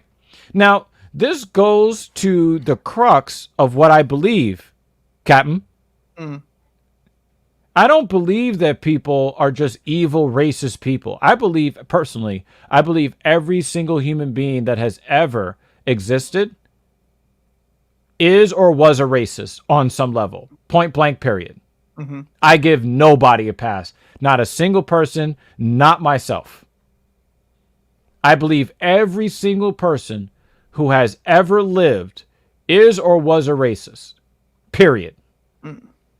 But what we choose to do with our prejudices is the mark of a man. I don't believe that people want to be evil racists. I don't believe that. But when you look at how somebody was really eager to join the KKK, but he never actually had a drink with a black guy before. So you follow an ideology that tells you to hate a man that you don't even know. How sad is that? But isn't that like most, would you say, prejudiced against people? Right? Like think about it. Like I keep saying World War II, so I apologize. Not most, all. But like all. Look how Germany treated the Jews, right? Like they used them as a scapegoat. Oh man, that's good for you, bro. That's actually kind of like it's a growth period right there. I just think that, like, for me personally, that a lot of it all of it actually stems from ignorance and or to use a certain group as a scapegoat for your own shortcomings. We saw that in Germany in the 1920s and what that gave birth to in the 1930s and 40s. Yep. And I think that you're right, though, like redlining, restricting households to a certain race. I think that's actually should be looked into, and that should be criminal. I think it is. Well, it is criminal. Damn, our show's getting heavy tonight, yo. No, for shit, real. Bro. No, we're just having some real conversations, talking yeah, that for real. shit. Yeah. Word up. And Thank you to viewers too, because we love the interaction. I think that like it comes down to it is the more you interact with different groups, the more you realize we're just similar, man. And yeah, I remember Isabel. And I think that when it comes down to it, we just need to have more interactions with one another. Like, think about it, dude. Think about evil. He brought his girlfriend over to support my channel, my solo channel. He was like, yeah, you should check him out. And she subscribed and she hit the notification bell and she was sharing and all that. She didn't even know who the fuck I was. And she was cool as shit. So I think that like something like me and you we're going to go with this partnership, right? Mm-hmm. And how we go about things and how, we realize that you lived a very different life than I did. I lived a very different life from you, but we still have a lot of commonalities where we get along, right? And we become really good friends because we're able to have these probably very difficult conversations, right? I think when you're real, the conversations aren't difficult. And that's why I believe our platform is going to take off. Because you can't fake real. People love real, and we're going to bring the real. This is what we're doing. And we're going to have these kinds of conversations over and over again because we're going to get more people coming in. We're going to have more people talking to us about these things, and they're going to disagree, and we're going to find stuff to agree on, and we're going to have, heated discussions and all of that stuff. Like, this is exactly what, you know what I'm saying? Like, yeah, well, like, and I 100% agree. And I think it's one of those, I'll just tell you a quick anecdote for me is like when I played up in Canada up in the summers in some junior type leagues and stuff like that for like hockey and stuff like that. There was a kid, I'm not going to name his name because I don't want him to feel uncomfortable with me sharing something that I shouldn't. Yeah, because it's not your place, Right. So, but we played in a certain arena, and when he was on the ice, they said some stuff, and they threw a banana peel on the ice, and it was one of those things that just I think you need to be, in my opinion, be willing to have difficult conversations and just be open to just realizing harsh truths. There's certain shit that I'm never going to have to deal with, and I'm going to need to take a back seat, right? And just listen and hear and kind of hear stories and try to help find a way, right, to where we can kind of become more inclusive and more accepting and allowing better ways where we don't have this needless hate because someone's a different fucking pigment than you. I like I said, I've seen some stuff firsthand that I can probably go on for hours, even on my own hockey team. That you just need to you need to be willing to interact with these people. And I agree. A lot of this just stems from ignorance and no interaction, because I'll say this, anyone that's actually ever interacted with a different social, different cultural group, generally they're like, oh, fuck, like, man, like these guys are pretty cool. Generally, like that whole racism stuff kind of fades over time. Unless you're like a different type of dude that just does it because you're, I don't know, very unique and you just hate to hate. But I don't know, man. It's kind of disheartening, right? We're 2021, or I don't know when. And we're still having these same fucking conversations. Yeah, and I just. But how tiring do you think it is for a black man to have to field and take on the mantle? I can't imagine it, because listen, we can have a whole discussion about shootings, right? Yeah. But think about it, man. Like, as a white man, you kind of feel like every time like a white guy is like doing the mass shooter thing, you're like, oh shit, it's another white guy. Like what the fuck? You know, like in San Jose when the guy shot up all of his coworkers at the train yard. Right. And then like when someone else of a different ethnicity does it, I'm saying that's cultural appropriation. I'm just fucking with you. Trying to, that's maybe a fucked up joke, but I think that like when when we come down to it, is that you guys have to deal with so much shit, and just on a day-to-day basis, and some stuff that you kind of see firsthand, like how it's kind of like segregation in a way, like in like Providence and stuff like that. Like there's certain neighborhoods that are like black and stuff like that, house values lower. You kind of see it firsthand, and it kind of like, it's wild. Like it's just wild. It's like, bro, you like, almost can't make sense of it. Why is it like this? Like, why is this house like $100,000 cheaper, and there's not even that much crime in it? Yeah, you know what I'm saying? Yeah. It's weird. It's a very weird. And that's why they say it's systemic. You know, not all racism is overt, but the thing is that I'm gonna level with you here. Mm-hmm. We were late starting our show. Oh shit, it's like fucking 12:30. We were late. Yeah, we were late starting our show. Why? Because I was dealing with someone who refused to acknowledge reality. Somebody that is supposed to be very, very close to me refused to acknowledge their roles in certain happenings. And that's what black people have been dealing with in this country. And that's why I push back when you say, this country isn't perfect, but it's a land of opportunity. A land of opportunity for who? Because from where we sit, it don't feel very opportune. Because when we look across the aisle and we see, well, your traffic stops don't end like our traffic stops do. And we say that it's white privilege, but it's like, it's not really a privilege, because you're just getting the baseline. You're just getting baseline treatment that should always happen, right? Like, you should expect to either go to a jail cell or go home at the end of a traffic stop. That should be your expectation, right? Well, so when we say white privilege, what we're saying is not that you are getting above and beyond, but you're getting what's supposed to just be regular, and we can't even get regular. Like, we can't even expect to go home from a traffic stop because, maybe I have a broken tail light, or there's one kid was killed and they stopped him because he had one of those air freshener trees hanging from his rear view mirror.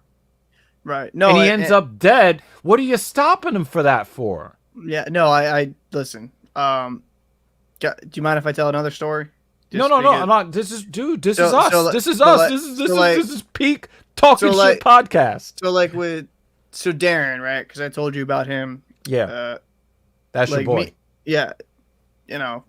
Really good friends. I was really broken up for a while after he passed. I still kind of get emotional at times, but yeah. I think so me and him were driving to his place, right? Me and him were doing some stuff. We were shitting dinner, like going to a place to drink, and we went to a buddy's place. Remain nameless. You gotta get a few drinks, and like we drove at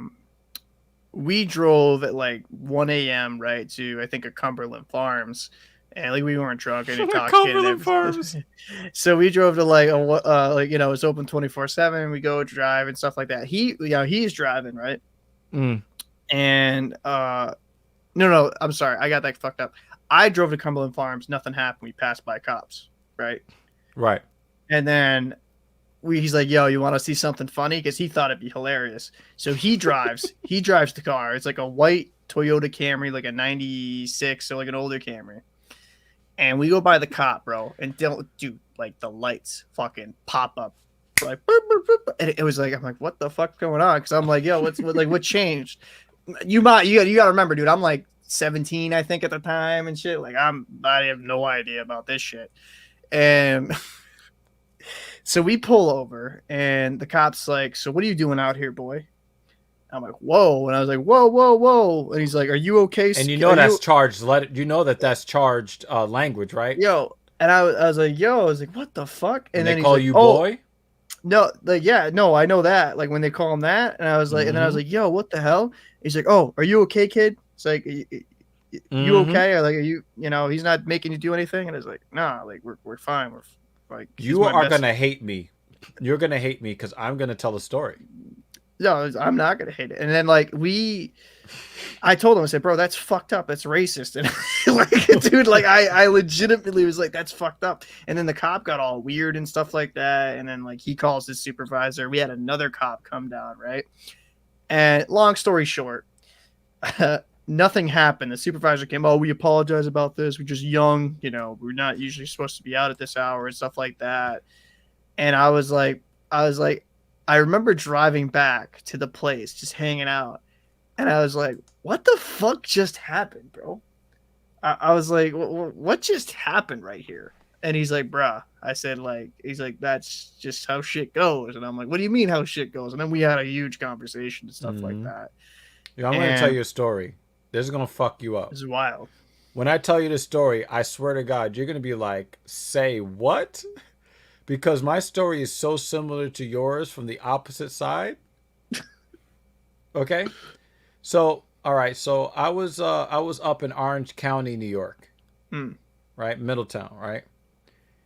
So I got mad. Dudes, I got the best fucking story. So you guys need to make sure that you subscribe and you share. Okay? When I tell you the stories that I have, I'm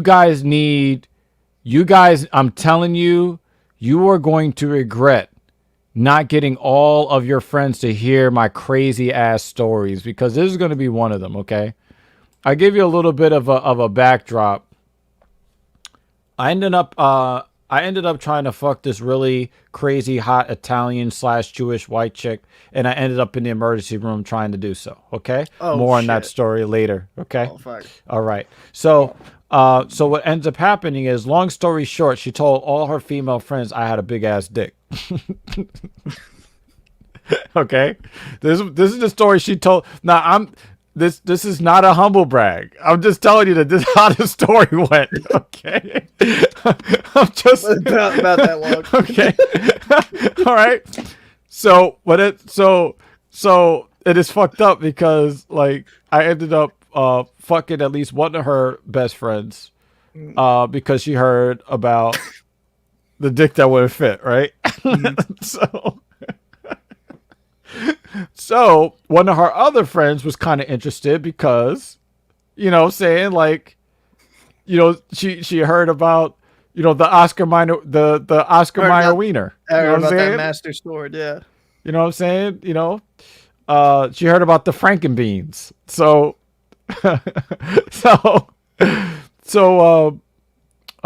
she hits me up and she says, I'm going to go to a dance in a place called Oneonta, which is really Cooperstown, New York, right? Any baseball fan knows that Cooperstown is the home of the Hall of Fame, blah, blah, blah, right? So I was working at a store that sold formal wear, so I was already in a suit, right? So now keep in mind, at the time I was 18 and I was 19 and she was 17. Okay. I had no driver's license, right? I didn't get a driver's license until I was 32. Okay. I had no driver's license. You want to go to this dance with me? It was like 140 miles north, right? And I was like, well, okay, this girl was so hot, dude. She's still pretty now with mad kids. Damn. Today, okay? Now take it back to when she was 17 with some big ass tatties. Okay? So I get in the car with her. Of course, I'm in the passenger seat, right? Mm-hmm. It's a Saturday night. I was working, right? She picks me up. I was working in the mall. Picks me up. Get in the car, right? And I'm looking at her, and them titties, yo. Oh my god, son. Whew. Them fucking titties. Okay. I'm sorry, yo. Like, I'm having a flashback of some big ass titties. Okay. She's driving up, and I guess it was kind of late. So she's doing 83 in a 55. Mm-hmm. And I'm like, I'm just kind of white knuckling, like, don't want to die. But she seemed like she was in control, right? Mm-hmm. Flashing lights, reds and blues. And I'm like, there was a tiny, tiny little voice in the back of my head that says, you know what? Tonight might be the last day I live. But I looked to my left and saw a really attractive girl with the cleavage. The cleavage. She starts freaking out. And then a thought hit me, and I'm like, ain't shit gonna happen. Ain't shit gonna happen. Why?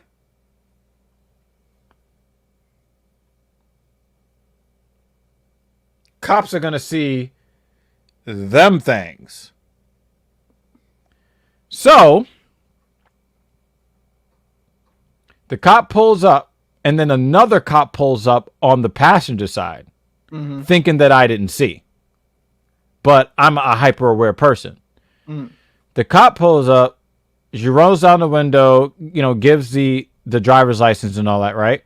Mm-hmm. How old did I tell you she was? 17. And that means what for your driver's license? Oh, is it Mm-hmm. Mm-hmm. And in New York, when you have a junior driver's license,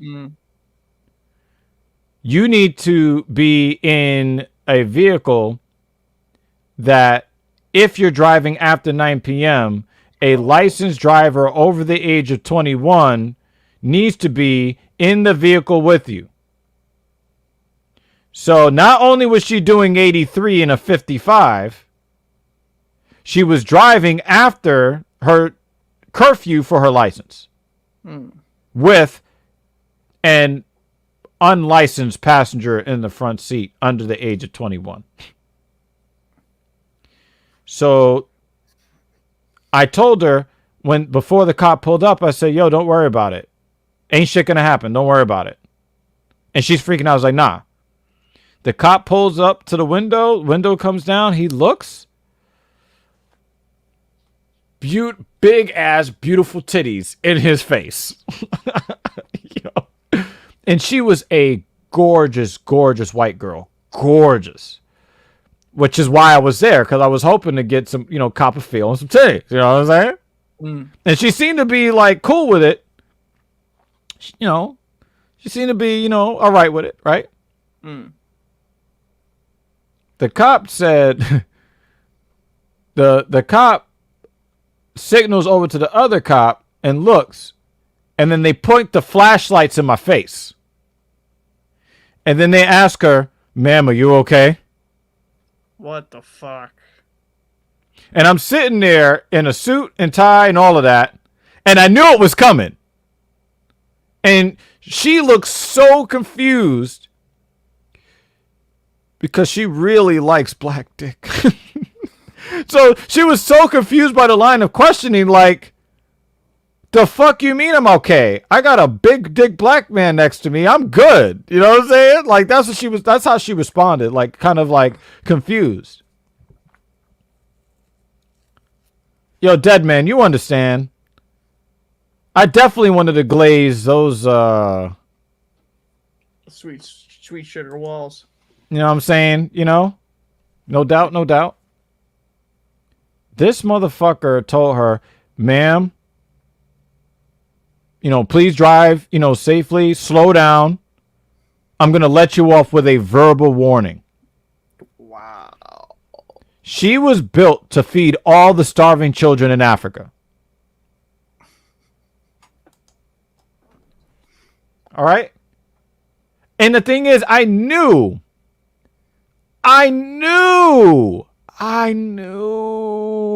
she was going to get off with a war. He didn't even write her a summons of any kind. She was doing 83 in a 55 while she's not supposed to be on the road. But they were more interested in the black dude sitting in the seat because they thought that I was doing something to her. I never did get to do anything to her, but 2 out of the 3, you know, girls in that friend group, you know, I was batting 667, you know what I'm saying? And I was very awkward around girls. I could have batted 1,000. But the point is that I had the exact same experience that you had when you were with Darren. Right? Bro, it's wild, bro. Like, that's you're in a suit. Like, I don't know. Like, it kind of pisses me off, right? Like, I'm not gonna lie. Like, you're laughing at it. But the thing is, like, that was one of the very few times that I had experienced something that looked like something akin to racism. Yeah. No, you know?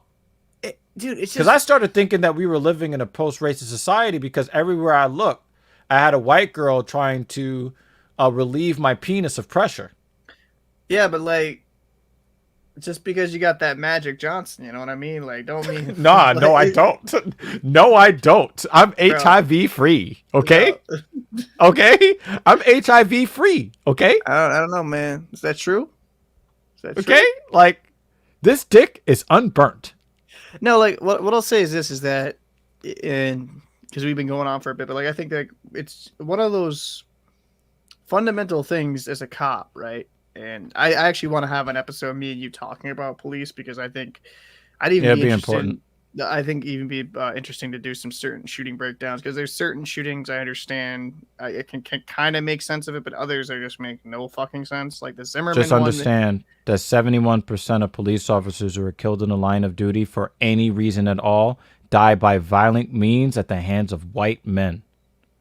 71% of all law enforcement officer deaths in our country, 71% are by violent means from white men. Just so I thought that out there, because remember when they act scared of black people, the actual danger is not actually coming from the black people. Well, this is actually a conversation I kind of wanted to have. Is that, and we'll get there because we'll have more episodes to do that.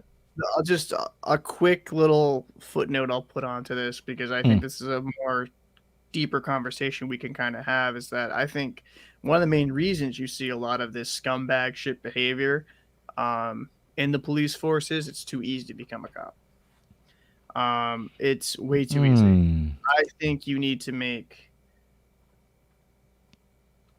you got to make something like a 2-year program to 4-year program that weans out the mentally weak police officers. Or the mentally aggressive, because I think a lot of them. But the thing is, I'm gonna flip the script on you on this.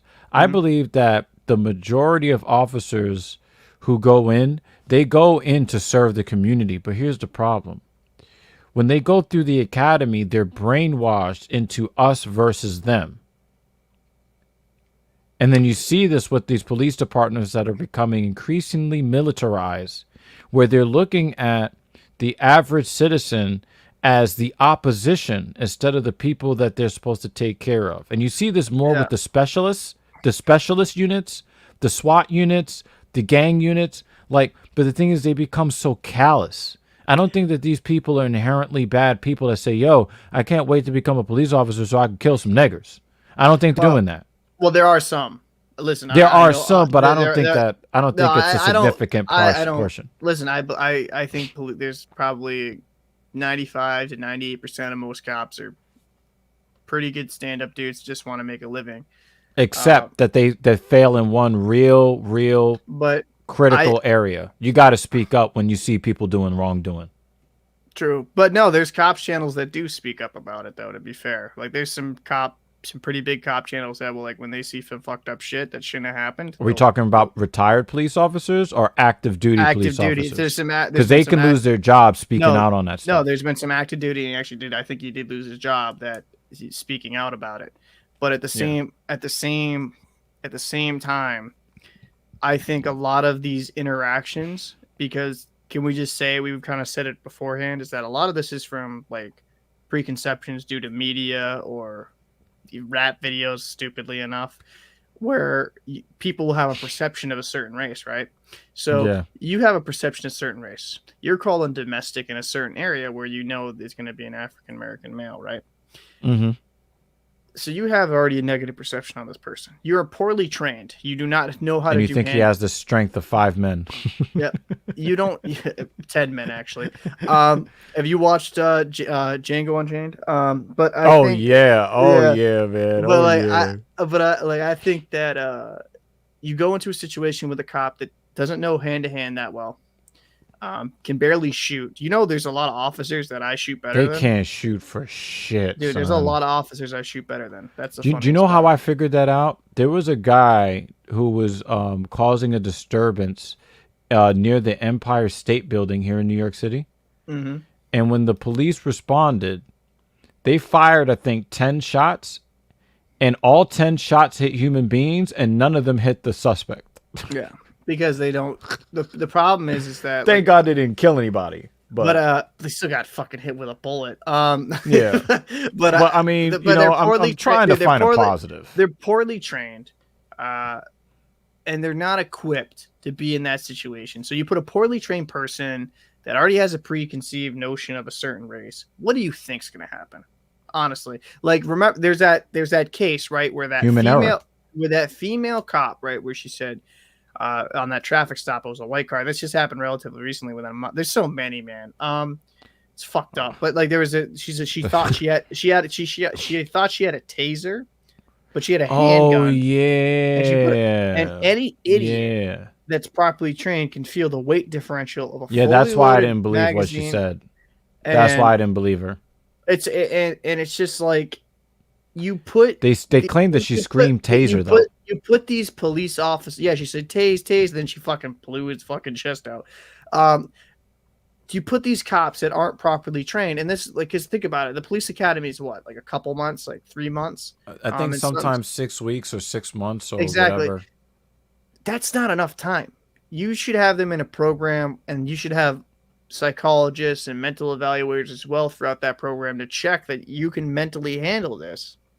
And that's not going to be perfect. It's not going to get rid of all these scenarios. But you need to have these cops better trained where they're not going to like overreact and panic in a situation. Like cops need to learn some real hand-to-hand combat. Like in the military, in the military, bro, you have a completely different way of engagement. Mm-hmm. Yeah, I go back and forth on this quasi-spec. I go back and forth on it. Sometimes it's like, you're holding a yellow thing in your hand that's mad light, right? It's very difficult for me, but again, I'm a civilian, right? And here's another problem, Paul, and this is the biggest problem. Why are black civilians held to a higher standard of engagement as far as being composed in high-strung situations than the police officers who legally have department-issued sidearms on their hips? Like, you're supposed to be the trained one. Why am I held to a higher standard? Why do I have to be calm? Why do I have to de-escalate the situation when that's your role? You're not wrong. That's what I'm saying. They're poorly trained. They don't know how to do proper they don't know how to do proper fucking protocol to de-escalate a situation, because a lot of these cops put it de-escalating it. They're like, What do you think I was here? What do you think I was here means by this comment? This is really interesting. What do you think he means by this? I was in the military and the police are trained to be it went away. But He said, I was in the military and the police are trained to be scared, not ready, but scared. Because they're, how do I put this? This is just, and I'm not trying to group all cops into this. No, we're just talking about a type. It's the type. But these bad cops, just call it how it is they're taught to be reactive instead of, proactive. Where you come into a situation and you're not properly trained, and they know they're not properly trained. Even in the back of their head, they're like, "Oh fuck! Like if this comes to blows, I'm fucked." Right. There's some imposter syndrome in there. Like, how many fucking cops get into a situation where they fucking look like they belong behind a donut counter than an actual fucking, like, doesn't look like they've lifted a weight in years. Right. Definitely lifted up those calories for sure. But at the same token is that there's some police departments where they're not properly trained. They don't shoot their firearms enough. They don't know how to go in proper stress. There's certain shooting academies you go to, right? And I've been to where it's like shooting under stress. Yeah. When I did some urban tactical. Yeah, it's just like they'll be screaming in you, like airphone stuff like that. Like for MSC, I did that. They actually had to qualify with an M14, a Beretta, a Mossberg, various different weapons, because you had to qualify, and they kind of make sure they stress test you. They're like, okay, like you're not gonna just fucking freak out and just go off the fucking wall. It was a very interesting trade. It was very hard, right? I think people don't realize in that situation, like, unless you're properly trained, like, most everyday person's gonna fuck up, right? They're gonna just be a little bit too happy on the trigger. But when you're a police officer, in my opinion, you should be held to a higher standard, or that's what you should be. You shouldn't be grabbing a taser, shooting somebody in the chest with an actual handgun. Listen, have you ever held a taser, like the gun? A taser, no, but you could tell because you look at it, it looks plastic as fuck. But handguns, oh yeah. So a taser's light, bro. If you can't. And that's like why right here are some of my targets from the gun range. So like a taser, like I've been tased and I've tased. Don't tase me, bro. That's a weird feeling, because I got it done on t-shirts, so it went through, and like, bro, I was like, it was don't want it to ever happen. Papa Thunder came out. Oh, dude, it was actually fun. I was like, what the fuck? And then like, but anyways, there's such a weight differential, bro. Like, it's just poor training, because she was just using fear and endorphins, and like, oh my god, yep. I'm in this situation. She was definitely in a sympathetic state. Right, instead but it's not of a parasympathetic state. But it's one of those situations where if you're gonna be a cop, you can't be like, oh my god, you got to be like, all right, get out of the fucking car, and then like know how to deal things in a proper manner, And I don't know, man. I just think that a lot of this comes down to poor training, lack education, and ignorance. Not enough of not enough being involved in the community with certain districts. And here in New York City, they say that they want to make requirements. Some community organizers want to make requirements that the officers who patrol certain neighborhoods must be from that neighborhood. Mm-hmm. And I think that's kind of difficult to do, because if you have a neighborhood of a bunch of people that don't trust police, then how are you going to get officers from the precinct in that neighborhood? Yeah. Well, the one thing they want to can do community policing. The one thing they could do and I think they should just do it this way. It's like with my maritime school, this is like a very specialized thing, right? I went to a maritime academy to learn how to drive boats for a living for 4 years. I think the police academy is a fucking joke because it's currently constructed. Make it at the very least, a 2-year program where you Beauty get schools last longer than police academies. I know it's a fucking joke, right? So you get hand-to-hand combat, you get firearm training, you get psychological training, you get de-escalation training, and it's not just like, oh, one class you're done. Like you have a cycle where you keep continually like, you know, revolutions and have repetitions of it, and you keep learning with new information. Like that'd be truly the best way to go about it, where you do get better policing.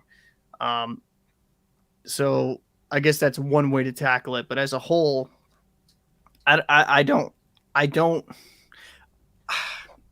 know if states will be willing to fund that. So I don't know. I don't know what truly would be the perfect answer. My perfect answer would be 2-year academy, and then if they show any bad trigger discipline or any bad tendencies on the firing range, out, gone. Show any type of racist ideology or any type of prejudice behavior in the classroom, even if they're cracking jokes, all right, gone. Like there's so many different ways you can do about this to make it a very better, just a better experience overall. Generally, some of the best cops on the police force are former military because they've seen some absolutely, shit. absolutely. And, they also like, have a higher standard of engagement in combat situations, which people don't realize that, like, you know, listen, like, they know how to properly de-escalate and not make it in that situation. Because the thing is, whether you support what the police have done against black people in the street, one thing you cannot deny is if those exact same things happened in a battle situation, that's a court-martial. Oh, easily. Yeah, no, 100%, because it's not proper rules of engagement. Like Zimmerman wasn't even a cop, obviously, but he was a neighborhood watch. But like something like that, where you're chasing somebody down. There was the case of a cop where he shot a black caretaker of an autistic child. Yeah, in Florida. Shot him. And the dude had his arms up like this, and they shot him anyway. I watched that shit, and it infuriated me because, like, I had to laugh because the only other reaction is a rage one. Bro, like, check out this. What do you think of this? Quasi-Spec says, in my opinion, poor training is a brain worm. The degree to which that was poor training, in my mind, is that police trained to draw the sidearms probably 100 times for each time they draw their taser. And they do that because they're trained to encounter dangerous situations. And they're trained that black people are dangerous. Can I push back on the whole taser thing just a bit? Because I just want to say this. Don't tase me, bro. Tasers aren't that effective, unfortunately. If you're in a t-shirt or some shorts or some shit like that, very effective. But if you're wearing like I had an electrocardiogram before, and that was one of the most uncomfortable things that I've ever had in my life. And like if you're wearing baggy clothes or like jeans and stuff like that, so sometimes the prongs just don't penetrate. There's actually been a lot of cases where tasers just fail. I do agree with you that cops bro. Why are you talking about baggy clothes, huh? Because niggas wear baggy clothes? Is that I wear baggy clothes. Fuck you. I just do. I was trying to trap you. He was like, wait, what the fuck are you talking about? I wear baggy clothes. But I think that for me personally, like, I do agree that they draw their firearms at far too quick. Like, dude, like even like at a traffic stop, like, oh, you have a broken tail light. Like, why do you have your hand on your fucking gun? Like, yo, chill out. You're not like you're fucking making people fucking crazy. You're fucking freaking them out. And sorry, I'm just reading his comment real quick. But you're freaking people out. You're not like you putting your hand on your fucking hip where your gun is. That's not calming a situation, right? That's exactly. Because the thing is, if you're a scared officer, you have to know that the civilian is scared too. Well, especially with how many cases are on the TV and stuff like that. Exactly. And What, I think the kid with the little air freshener on that they killed. The reason why he freaked out is because, and he called his mom. He called his mother because he was scared that they were going to kill him, and then they killed him. yeah. Well, And they wonder why black people run from the police now. Now they wonder, and it's like, yo, like, because the thing is, we've seen black people comply with orders and still be killed. well, I just, like I said, it's not a perfect situation. There's no perfect answer because I think a lot of this stems down to them completely reforming it. Like it would Yeah. have to be a complete change, complete philosophy change, realizing, hey, we fucked up. We can really make this better. I don't think getting rid of police altogether is the answer because Shout I out think to that- Messiah Rhodes, who wants to put all police officers onto a spaceship and then fly it to Mars. yeah, I don't think that's the answer because I think then you kind of open yourself up for even. Yeah, I think the cat's Oh, out of the there's- bag for society. Society relies on police being a barrier to all-out anarchy. Yeah, And because I just if you looked at like situations like Chaz or like situations like actually anywhere really frankly where there's very little police presence, yeah. when there's no intimidation there, people are gonna do whatever But the fuck they here's want. also a really important thing, and we'll end the show on this note. One thing that we haven't accounted for with our expectation of what life post-police would be like is that we have not factored in people who work being paid a living wage.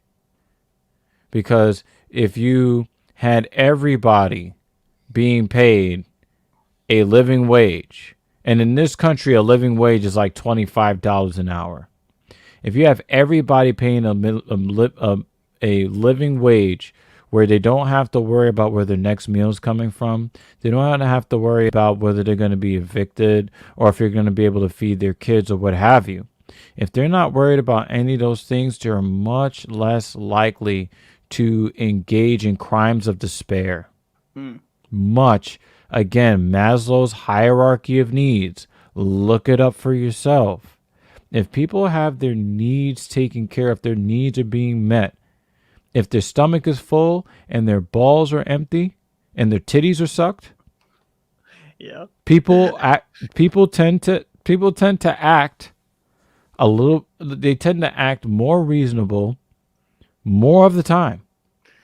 So when we talk about reforming the police, you can't have police reform without economic reform. You can't have it. Because if you have people that still are living in desperate situations, desperate people are still going to do desperate things. When there are no jobs to be had, the robber crews and the stick-up kids are going to grab their gats, and then they're going to be looking to see who's sleeping, to see, whose chain or whose wallet or whose whatever is going home with them. And you make the world a much more dangerous place when you don't make the jobs that are available inviting enough for people to want to take them and focus their energy on those things. Well, what you said, there's a lot to unpack there. Impoverished survivalism is what you get when you get less than $25 an hour. Impoverished survivalism. And you know what happens in survivalism? The strong survive and the weak die. And that's why we need so much police. And I think that there's a lot to unpack there. Me and you, and we will talk about it more, right? Yeah, me and you economically, we have different ideas of how we can make a more fruitful economic society. But man, like this has been a very good. It was actually a conversation I didn't think we were gonna have tonight. But Hell no, we were talking about Kwame Brown. Oh shit, and we were. But then we ended up having a conversation that Kwame Brown would have with somebody. Like if you you really need to look at the conversation you had with Judge Joe Brown. That shit was epic. And he was taking swipes at Kamala Harris. But he he was taking massive swipes, and he was spitting facts and figures, and, you know, letting people in on little things like that. Talk about Joe Biden and his history being a racist and where he came from in Delaware and how racist the area was from where he came from. I mean, whoa. Whoa. I want to thank you, the viewers. First of all, I'm going to thank you, the viewers. All of you guys are just awesome. Really bringing a lot of great. You guys are providing the experience that we envisioned when we created this platform. So we hope that you guys will be back, share it with more people so other people can be part of the conversation. We would really, really appreciate that.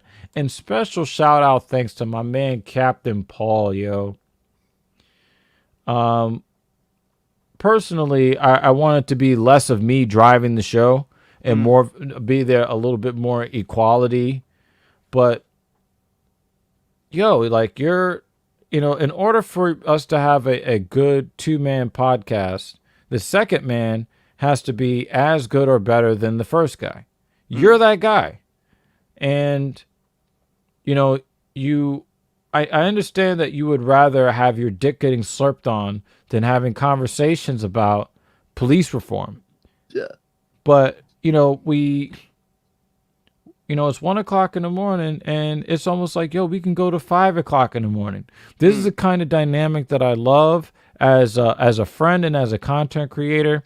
And I am so grateful to be able to share this platform with you and to create something, you know, have us be like the basis of a great community. Man, I greatly appreciate that, man. You know, one of the main reasons I even came back to YouTube was because of this podcast. And, you know, I just think that the fruitful conversations we have on air and off air is always just refreshing. And it just really, you know, you're a great friend, man. And I couldn't envision doing this with anybody else, honestly. And I just appreciate the kind words. But, you know, let's be honest, man, there's only going to be, you know, one star of the show here, and that's going to be Papa Thunder. Yeah, when he makes his debut, man, we're all going to get out the way. Yeah, bro. We're all going to get out the way. That's my crazy uncle, boy. You know what I mean? Yeah, you know what I mean? No, man, but I want to remind. Thanks, man. Yeah, I want to remind the viewers that the Filthy Casual MMA watch party will not be on. UFC is taking a weekend off. I'm gonna go hang out with a special friend and chill out.